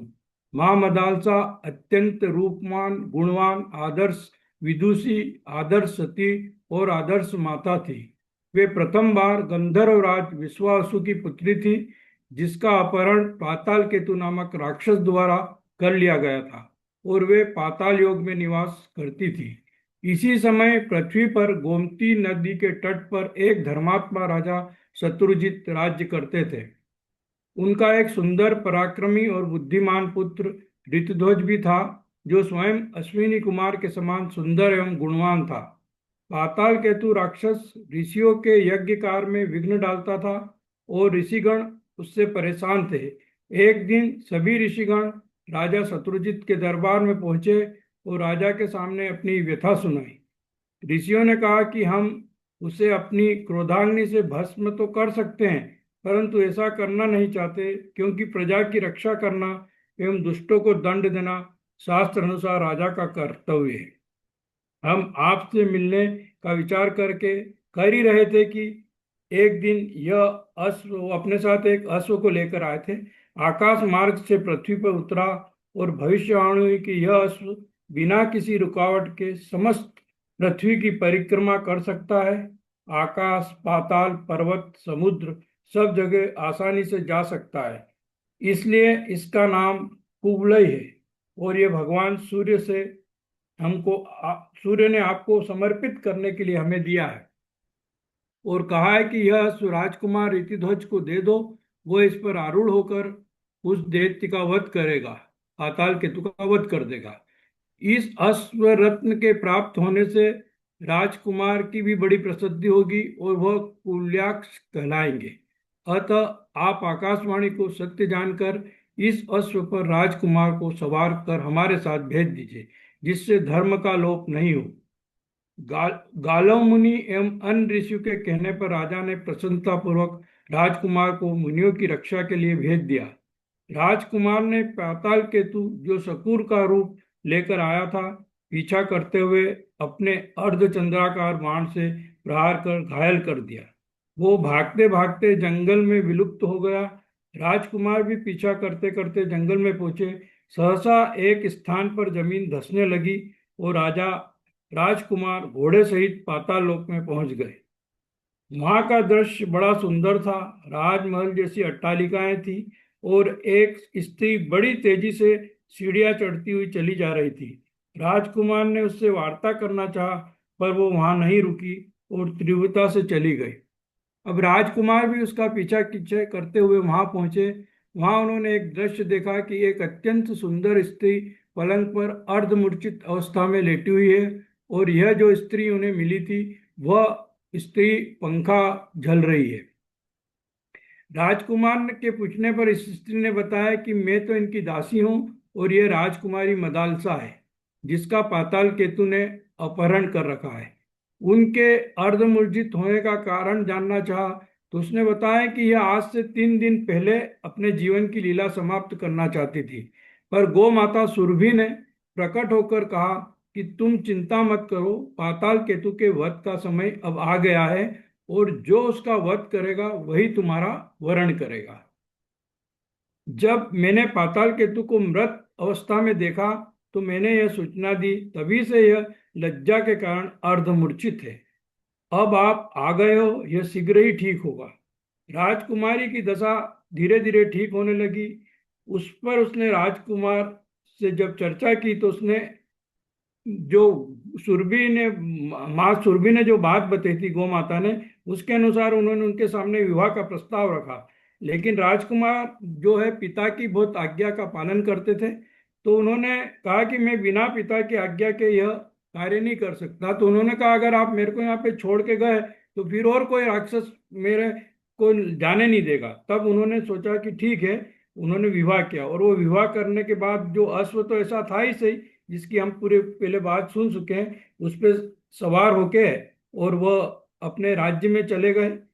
अब अगले अंक में हम सुनेंगे कि माँ मदालसा का दूसरा जन्म भी हुआ है, इस जन्म के बाद जब राजा राजकुमार राज के पास गए वो, तो उनके जाने के बाद वो क्या स्थिति बनी और कैसे क्या वो दुर्घटना हुई, वो दुर्घटना आएगी उसके बाद उनका दूसरा चरित्र। मैंने संक्षिप्त करने की कोशिश करी, लेकिन मेरा मूल उद्देश्य है कि उनका जो उपदेश था जो उन्होंने बच्चों को दिया था, तो उन्होंने ये कहा था कि जब माँ बच्चे को दूध पिलाती है उस वक्त जो बात वो कहती है वो बात उसके कानों में बिल्कुल शास्त्र के रूप में उतरती है।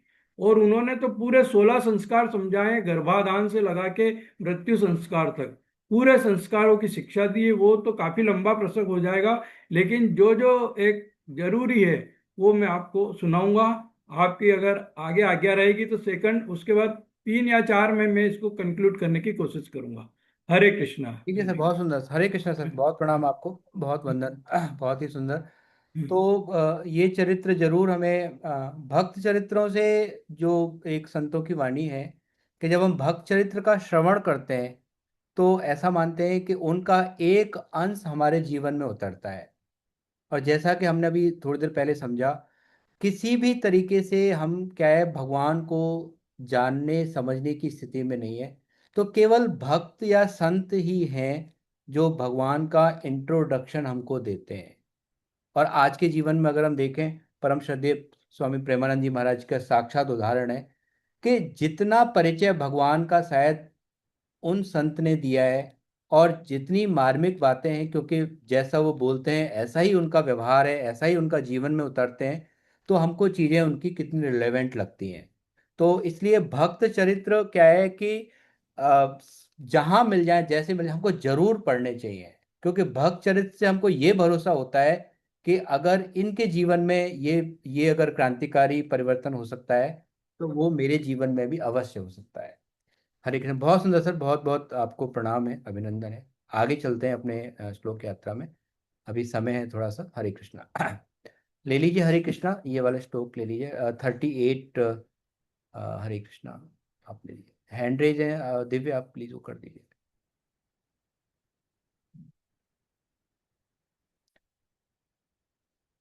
आदरणीय सुनीता मैम, आप लेंगे हरे कृष्णा? हाँ सर। जी हरे कृष्णा।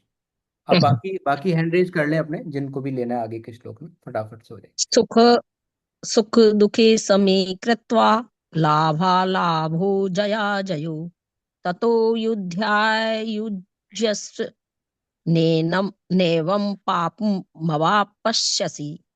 जय पराजय, लाभ हानि और दुख सुख को समान करके युद्ध में लग जा। इस प्रकार युद्ध करने से तू पाप को प्राप्त नहीं होगा। हरे कृष्णा, हरे कृष्णा।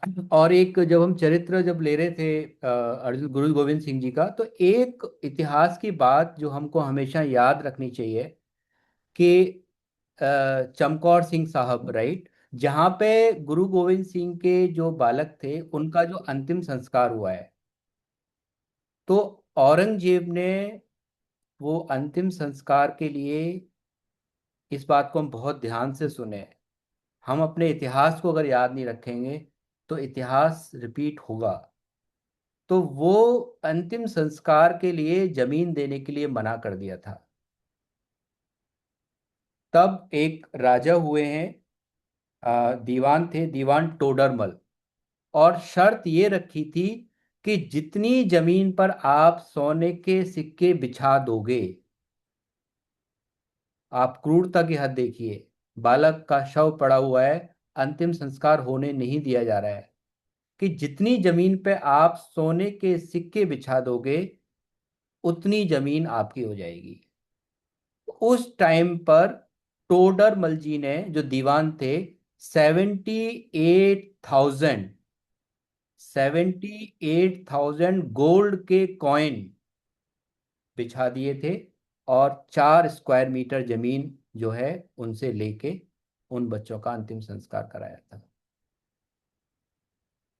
ये कीमत चुकाई है हमने अपने गुलामी की। तो विचार करें, इन्होंने भी शायद अगर यही सोचा होता कि मैं मेरी की जेवरी, मैं और मेरा परिवार, मैं और मेरे बच्चे, मैं और मेरा, तो मुझे लगता है कि क्या स्थिति रही होती आज। विचार करें। ये विचार करने की चीजें हैं सज्जनों। सबसे बड़ी समस्या हमारे जीवन में ये हो गई कि हमने विचार करना छोड़ दिया, हम विचार नहीं करते, इतने उलझे हुए हैं हम, इतने उलझे हुए हैं सुबह से लेके शाम तक। पता नहीं कितनी लिस्टें बनी हुई हैं, कहाँ कहाँ हमारा कितना टाइम। अब जब हम विचार करेंगे, जब आज के बाद जब विचार करेंगे असली दुख क्या है और असली सुख क्या है, तो हमारी प्रायोरिटी लिस्ट जो है उसके हिसाब से बननी चाहिए। तो हमें विचार के लिए इतना समय मिलेगा। तो अगली बार जब मैं पोल डालूंगा तो केवल 15 लोगों का रेस्पॉन्स नहीं आना चाहिए। तो बात समझ में आएगी कि भाई कोई बात समझ में आ रही है। वरना देखिए भगवान की कृपा है। और मेरे को तो मैंने बताया कि आनंद मुझे तो बहुत आता है फ्राइडे का। ऐसा लगता है कि भाई फ्राइडे एक मिशन है, और 2-3 दिन पहले से ही वो गोल्डन स्टमक वाला शुरू हो जाता है कि एक एक श्लोक ऐसी बड़ी बढ़िया, मतलब समय मेरे को तो पूरा आनंद आ रहा है। भाई आपके लिए तो मैं नहीं कह सकता कि कितनी बात आगे जा रही है, लेकिन मेरा तो सिर्फ एक ही भाव है, एक ही बात है। अब आज की डेट में अगर स्वामी जी ने, भगवान ने हमको ये प्लेटफॉर्म और ये अगर दे दिए, तो हम इसका भरपूर फायदा उठाएं। विवेकानंद जी ने कहा था, मुझे केवल अगर 100 लोग मेरे जैसे मिल जाए ना, 100 लोग, तो मैं इस भारत की भाग्य को बदलने की हिम्मत रखता हूं। एक मजेदार बात, बड़ा डिफरेंट पर्सपेक्टिव है, बड़ा अच्छा लगेगा। हम विवेकानंद जी की बात करते हैं, हम रविन्द्रनाथ टैगोर जी की बात करते हैं, हम सुभाष चंद्र बोस की बात करते हैं, हम एक और जिन्होंने वंदे मातरम लिखा हुआ है उनकी बात करते हैं। और आप इनके जीवन चरित्र को पढ़ना, कभी भी समय मिले जब आपको कभी भी पढ़ना, ये सारे के सारे व्यक्तित्व हमेशा इंग्लिश मीडियम में ही पढ़े हैं। ये सारे के सारे व्यक्तित्व इंग्लैंड, स्कॉटलैंड, इन देशों में ही इनका जीवन रहा है। लेकिन जब कर्तव्य कर्म की बात आई तो इन्होंने मां भारती की सेवा को चुना। और हम कहते हैं कि हमारे बच्चे भाई यहाँ हैं, हमारे बच्चों को इंग्लिश नहीं, हिंदी नहीं आती, हमारे बच्चों को ये नहीं आती, हमारे बच्चों को वो नहीं आती। ये विचार का विषय है, ये विचार का विषय है कि जिनका हम एग्जाम्पल लेते हैं, जो जिनकी वजह से आज हम हैं, उन्होंने अपना किस तरीके से जीवन जिया, और हम केवल। तो ये बात है। हरे कृष्णा। आगे श्लोक की व्याख्या ले लेते हैं। तो ये उन्होंने यही कहा कि जय पराजय। एक जो शब्द बोला है जिस पर मैं आपका हम अपना ध्यान चाहेंगे, तू युद्ध के लिए निश्चय करके खड़ा हो जा। ये जो बात है ना, ये जो लाइन जो भगवान ने बोली है निश्चय करके, ये जो संकल्प है ना, इसकी इसमें बहुत ताकत है।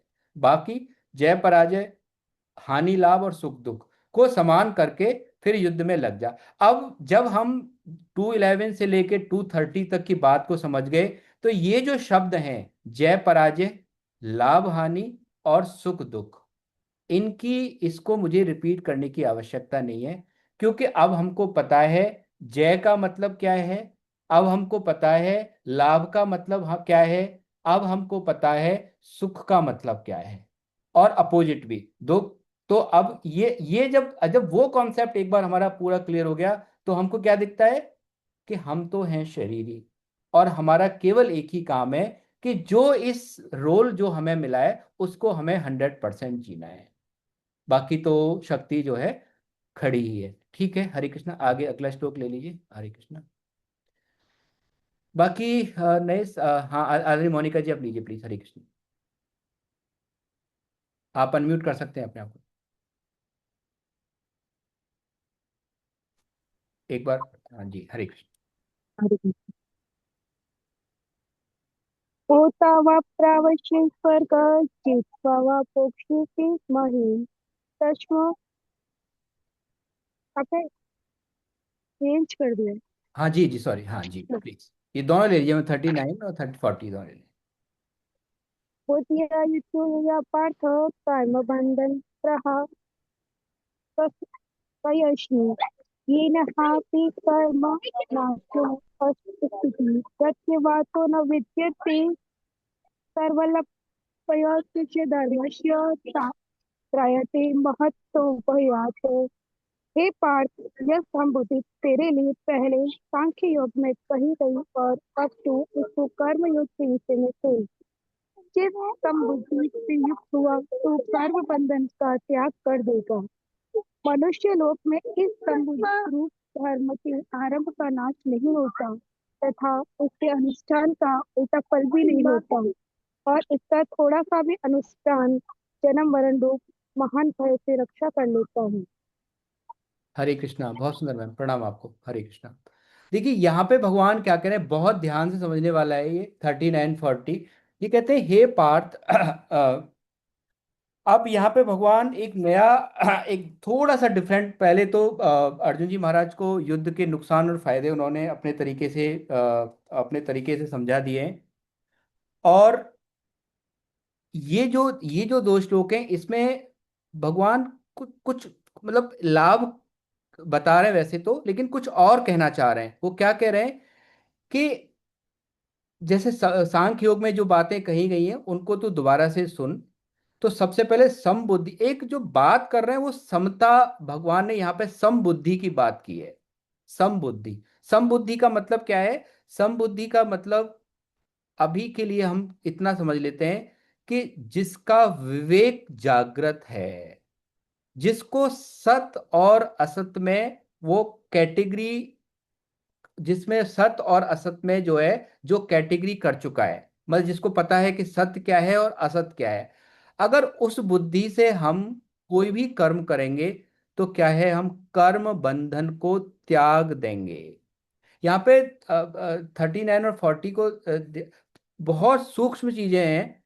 कई बार हमको क्या लगता है, और कई बार क्या हमेशा ही ऐसा लगता है कि हम अगर अच्छे कर्म करेंगे तो उसका अच्छा ही फल होगा, ठीक है। और हम बड़े बड़े परोपकारों में और जो भी है, कई बार इस तरह का आता है कि गीता पढ़ने से क्या फायदा जी, हम तो अच्छा काम करते हैं, हम तो कोई बुरा काम करते ही नहीं है, हम तो अपने जीवन में जो है कभी इस तरीके की बातें कई बार प्राय हम, हमारा ये मताग्रह इतना स्ट्रांग है और हमारे भी जीवन में कुछ ऐसा ही है, कोई कोई नई बात नहीं है।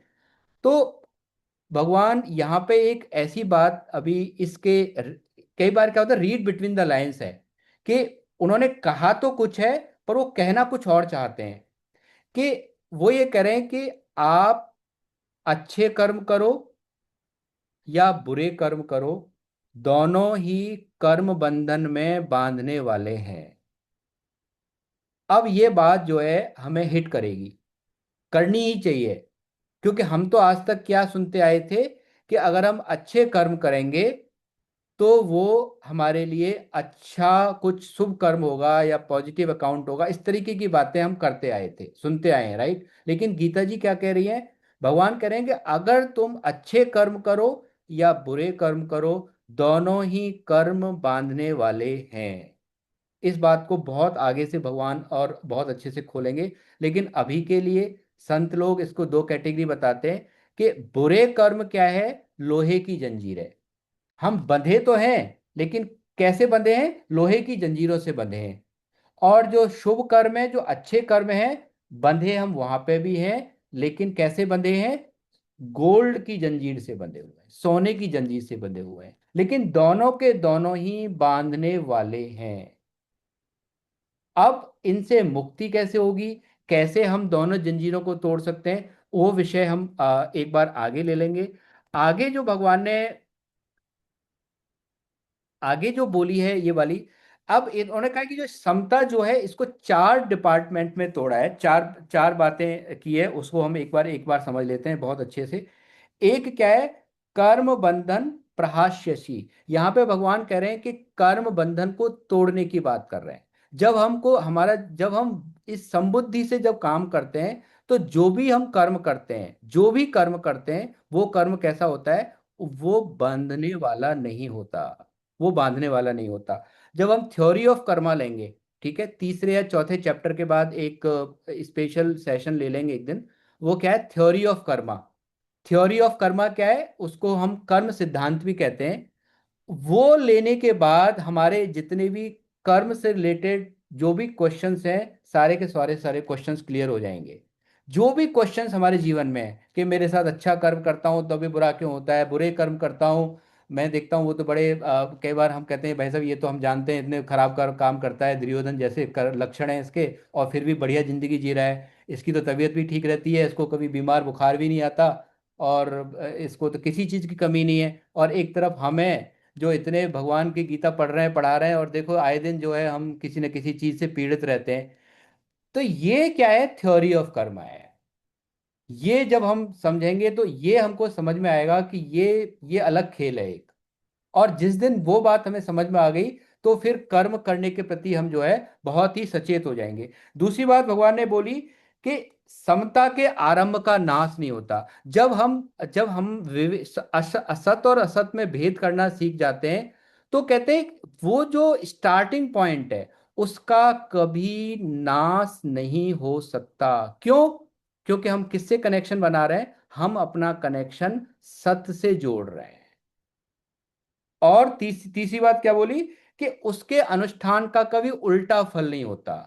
उल्टा फल नहीं होता मतलब अगर हम समता बुद्धि का मतलब यहाँ पे सत्य और असत से ही हम लगाएं, अगर हम उसकी तरफ चल रहे हैं तो उसके अनुष्ठान का कोई नेगेटिव इम्पैक्ट नहीं आएगा। मतलब कई बार क्या होता है कि कई चीजों को करने के क्या है बड़े विधि विधान होते हैं, अगर उस विधि विधान में हमने जरा भी उल्टा सीधा किया तो उसका रिजल्ट अपोजिट भी हो सकता है। स्पेशली जब हम जैसे तंत्र मंत्र और इस तरीके की बातों को हमने कई बार सुना होगा कि भाई करना कुछ और था और हो कुछ और गया। लेकिन जब भगवान के रास्ते पर भगवान की सम्मुखता के हम चलते हैं तो इसका कोई उल्टा फल नहीं होता। इसीलिए तो कहते हैं कि भगवान के नाम जप का कोई विधान नहीं है, आप जब चाहें जहां चाहें जैसे चाहें ऐसे ले सकते हैं, और लेना ही चाहिए।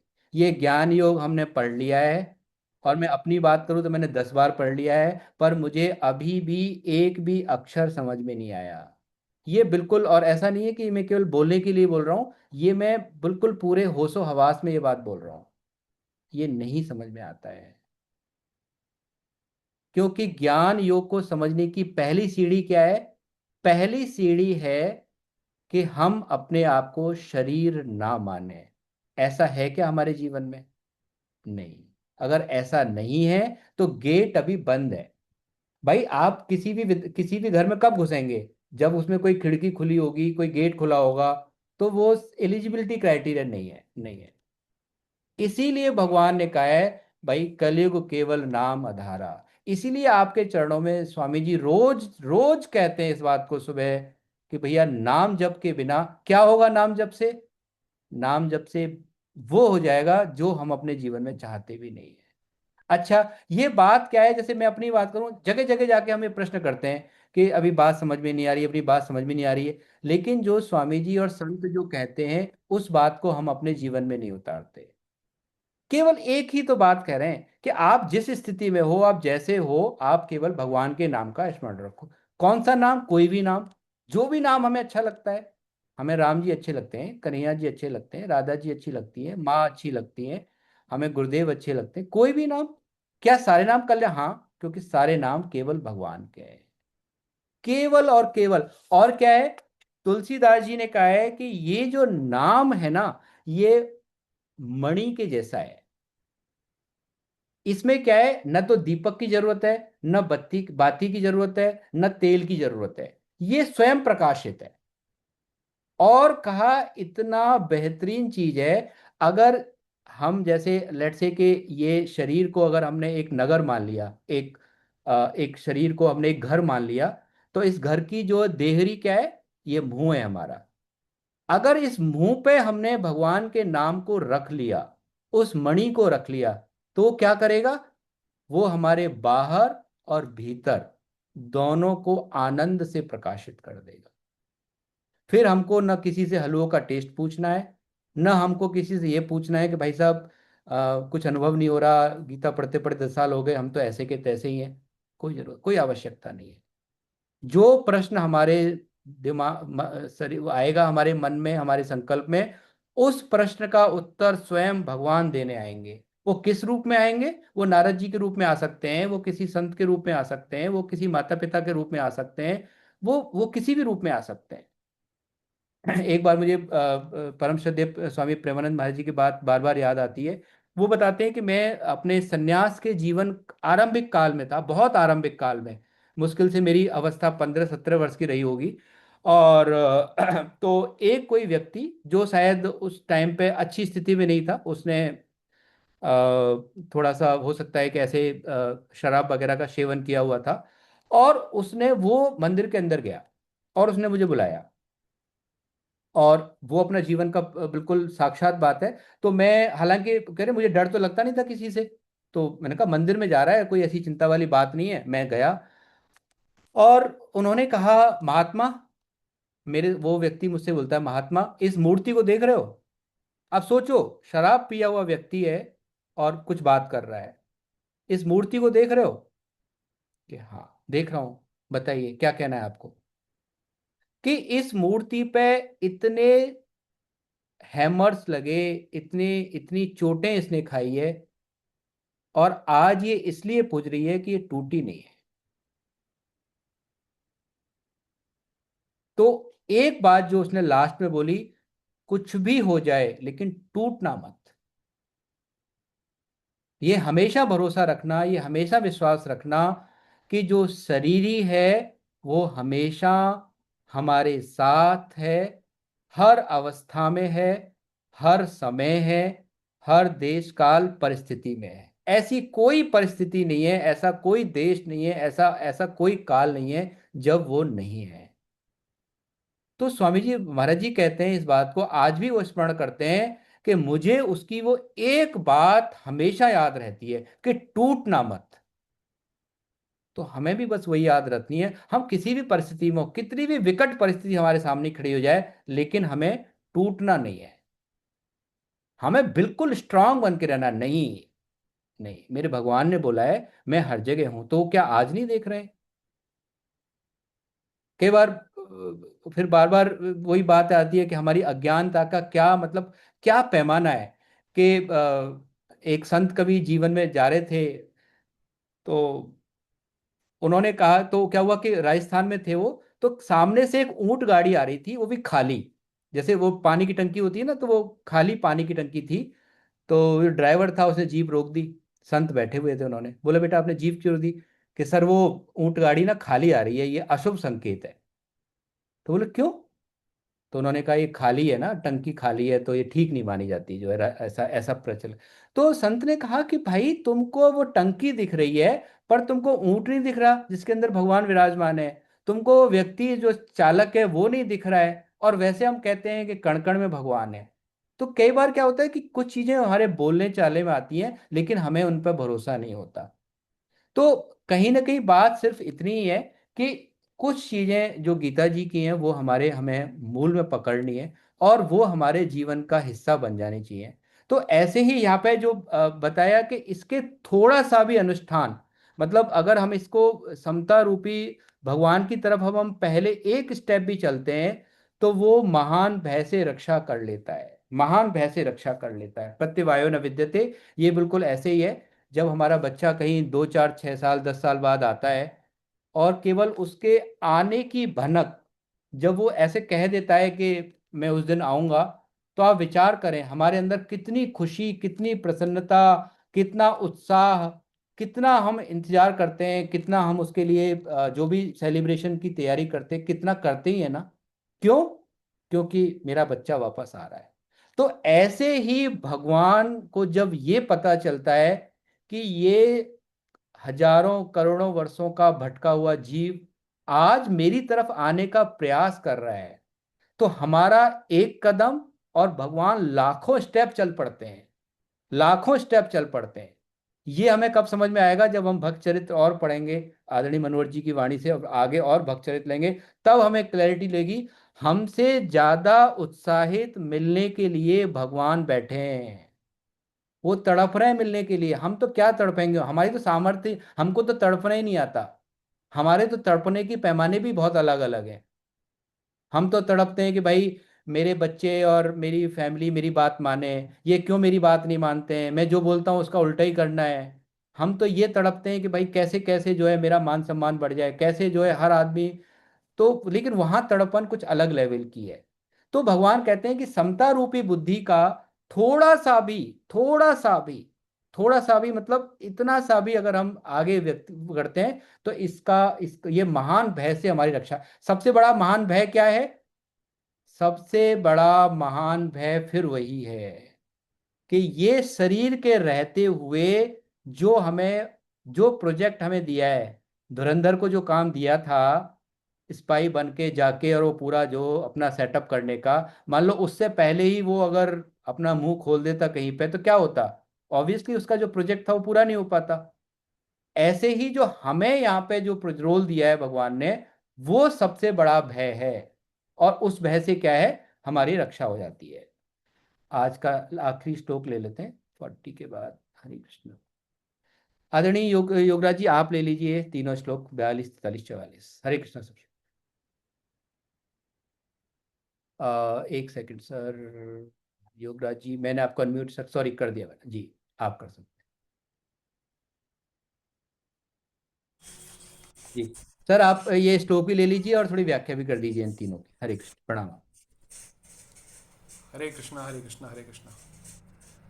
यामिनां पुष्पितां वाचं प्रवदन्ते विपश्चिता वेदवादिरता पार्थ नान्यदस्तीति वादिनां कामात्मानं स्वर्गपरा जन्म कर्म फलप्रदां क्रिया विशेष बहुला भोगेश्वर्य गतिं प्रति भोगेश्वर्य प्रसक्तानां तयापहत चेतसां व्यवसायत्मका बुद्धि समाधो न विधीयते।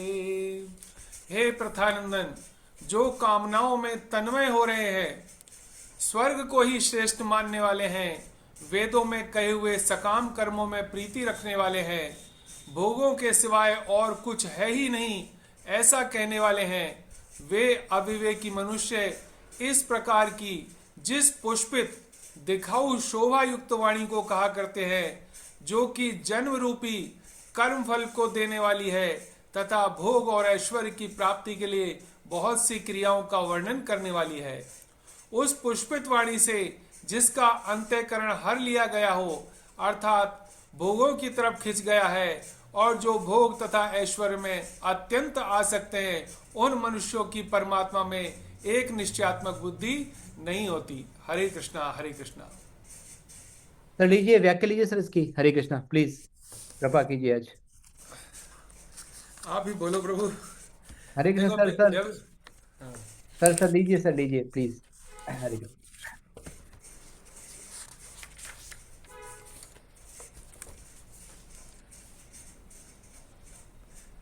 देखो इसमें प्रभु कह रहे हैं, एक शब्द आया भोगेश्वर्य, यानी इंद्रियों के 5 विषय हैं, शब्द, स्पर्श, रूप, रस और गंध, तथा शरीर को आराम, मान और बड़ाई, इनके द्वारा सुख लेने का नाम ही भोग है। इन्हीं 8 भोगों की पूर्ति के लिए हम रात दिन मेहनत करते हैं, इसके अलावा हमें कुछ नजर आता ही नहीं है। भगवान हम इस संसार में आए क्यों हैं, हमें करना क्या है, उसकी तरफ तो हमारा ध्यान जाता ही नहीं है, क्योंकि संसार में संसार की चीजें हमें दिखाई देती हैं, संसार में रचे बसे हुए, इसलिए भगवान की ओर हमारा ध्यान नहीं जाता। तो गीता परिचय अभियान गीता पढ़ा करके, गीता के माध्यम से हमें संसार से निकाल करके और भगवान की ओर लगा रहा है। संसार से निकालने से तात्पर्य यह है कि संसार में तो रहना ही है। देखिए हर जीव जो है देखने में, भालने में तो एक सही होगा, संसार में आया है तो संसार की सारी क्रियाएं भी उसको करनी होंगी, है, लेकिन उसका मन कहीं भी संसारिक क्रियाओं में आसक्त नहीं हो, इसी को गीता हमें सिखाती है। तो इन्हीं 8 भोगों की पूर्ति के लिए हम रात दिन मेहनत करते हैं। भोगों के लिए जो पदार्थों, रुपयों आदि का संग्रह किया जाता है वह ऐश्वर्य है। यदि हमें संग्रह भी करना है तो हम परोपकार के लिए करें, परमार्थ के लिए करें, हैं?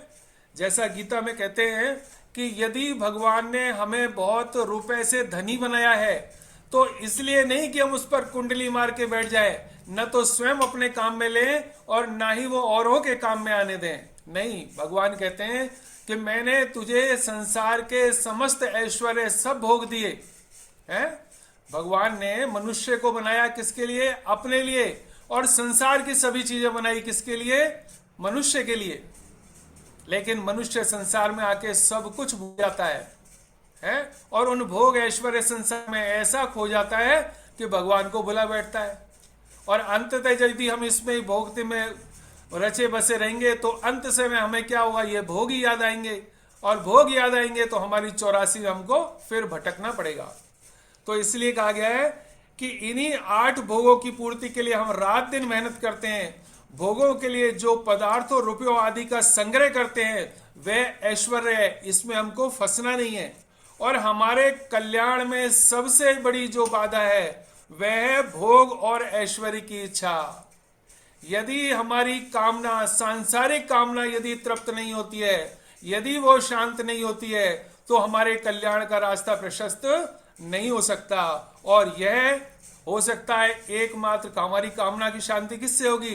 एकमात्र यदि हमने अपने जीवन में भगवान को ले आए, भगवान का भजन कीर्तन सत्संग, उनका ध्यान चिंतन मनन यदि हमारा होता रहा, निरंतर एक एक श्वास में होता रहा, तो कोई कारण नहीं कि ये कामना हम पर हावी हो पाए। जैसे जाल में फंसी हुई मछली आगे बढ़ नहीं पाती, ऐसे ही भोग ऐश्वर्य में फंसा हुआ मनुष्य की भगवान की ओर दृष्टि नहीं होती है। वह कृष्ण को पाने का निश्चय भी नहीं कर सकता, उसके बारे में सोच भी नहीं सकता। वेद जो कि भगवान का स्वरूप है, उसमें से भी वह सकामी पुरुष ज्ञान व उपासना को छोड़कर सुख भोग की इच्छा के कारण कर्म कांड भाग यानी फूल पत्ते इत्यादि सजावटी वस्तुओं को ही ग्रहण करता है, जिससे उसका पतन हो जाता है और मनुष्य जन्म व्यर्थ हो जाता है। प्रसंग बताया गया इसमें, सुख भोग की इच्छा कामना और विवेक को ढक देती है। एक भौरा शाम को सूरज छिपने के बाद कमल के पत्तों में बंद हो जाता है।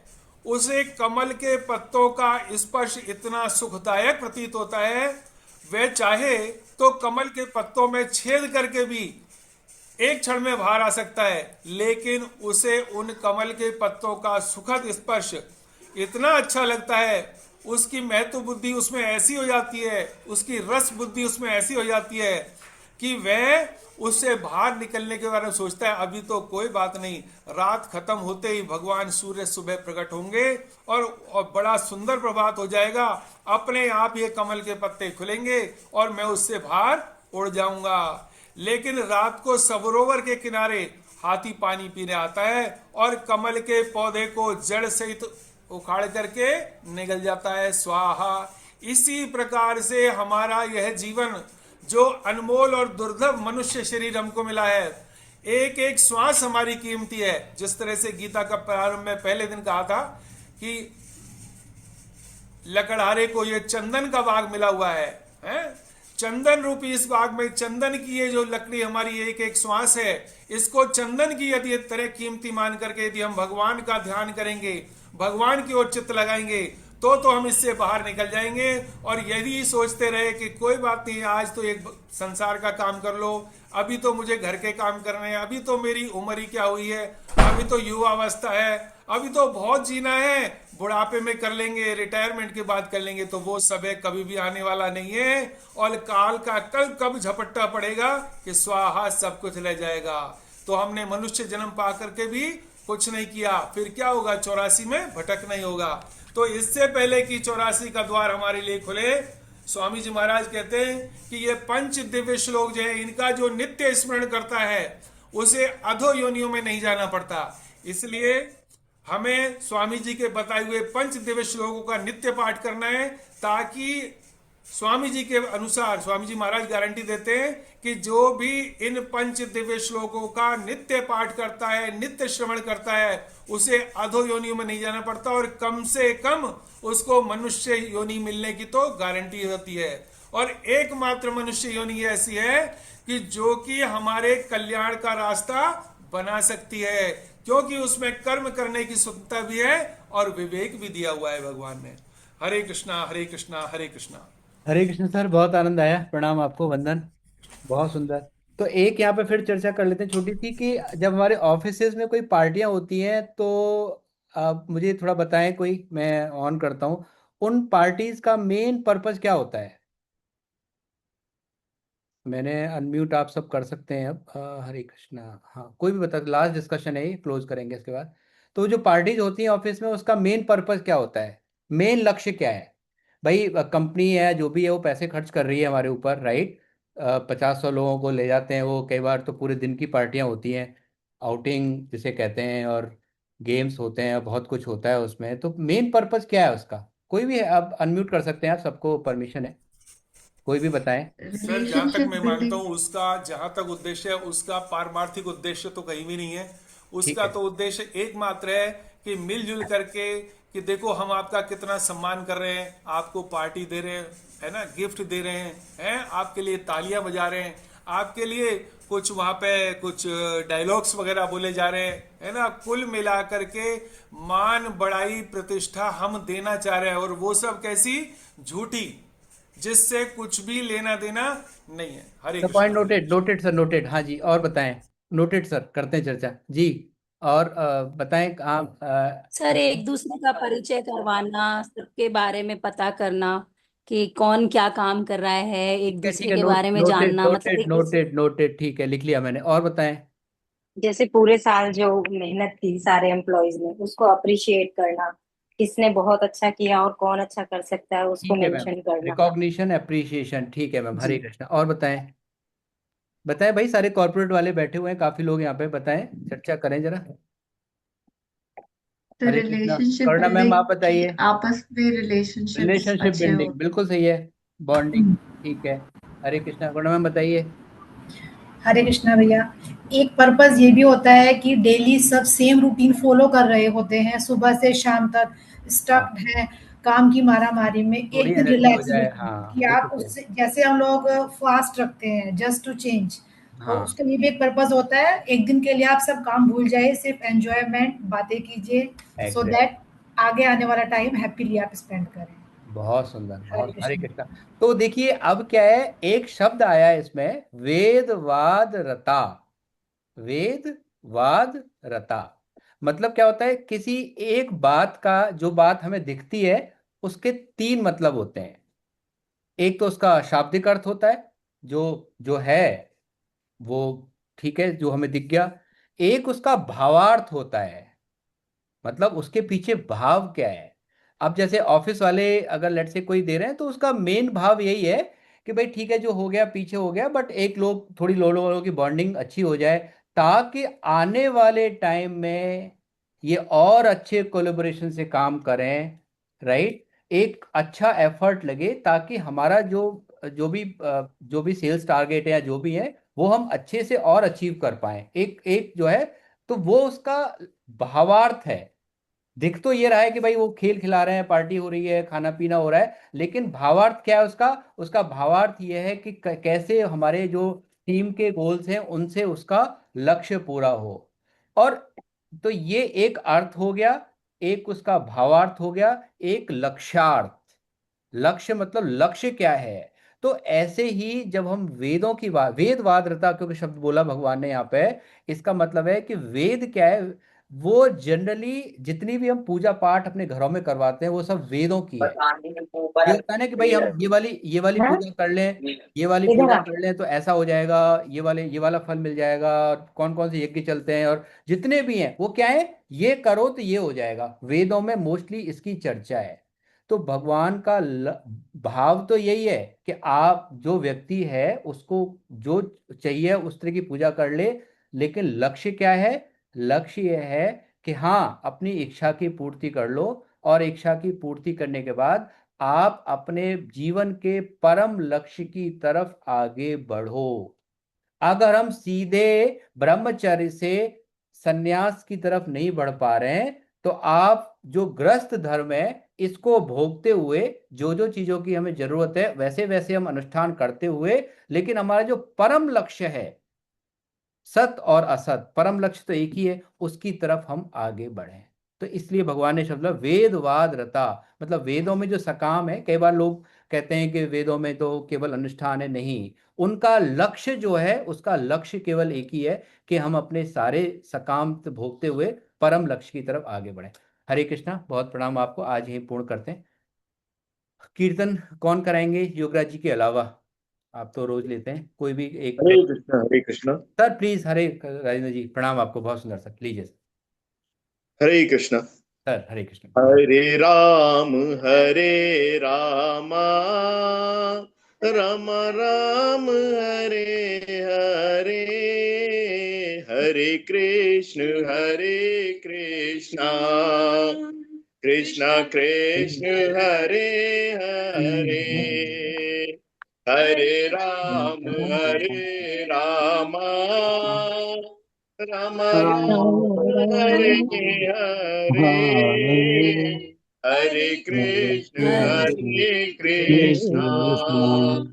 कृष्ण कृष्ण हरे हरे, हरे कृष्णा हरे कृष्णा। राम राम हरे हरे, हरे कृष्ण कृष्ण कृष्ण हरे राम राम राम हरे हरे कृष्ण कृष्ण कृष्ण हरे हरे हरे, कृष्णा हरे कृष्णा हरे कृष्णा। नाम संकीर्तनम यस्य नाम संकीर्तनम यस्य सर्व पाप प्रणाशनम सर्व पाप प्रणाशनम, प्रणामो दुःख शमनम प्रणमो दुःख शमनम, तम नमामि हरिम परम। तम नमामि बोलो श्री बांके बिहारी लाल की जय हो। बोलो श्री राधा रानी सरकार की जय हो। बोलो श्यापति रामचंद्र महाराज की जय हो। बोलो स्वामी जी महाराज की जय हो। साधक संजीवनी की जय हो, जय आप हो। सभी वैष्णव वृंद की जय हो, आज के जय आनंद हो। की जय जय हो। हो। हरे हम कृष्णा अपने परम लक्ष्य की तरफ बढ़ते रहें।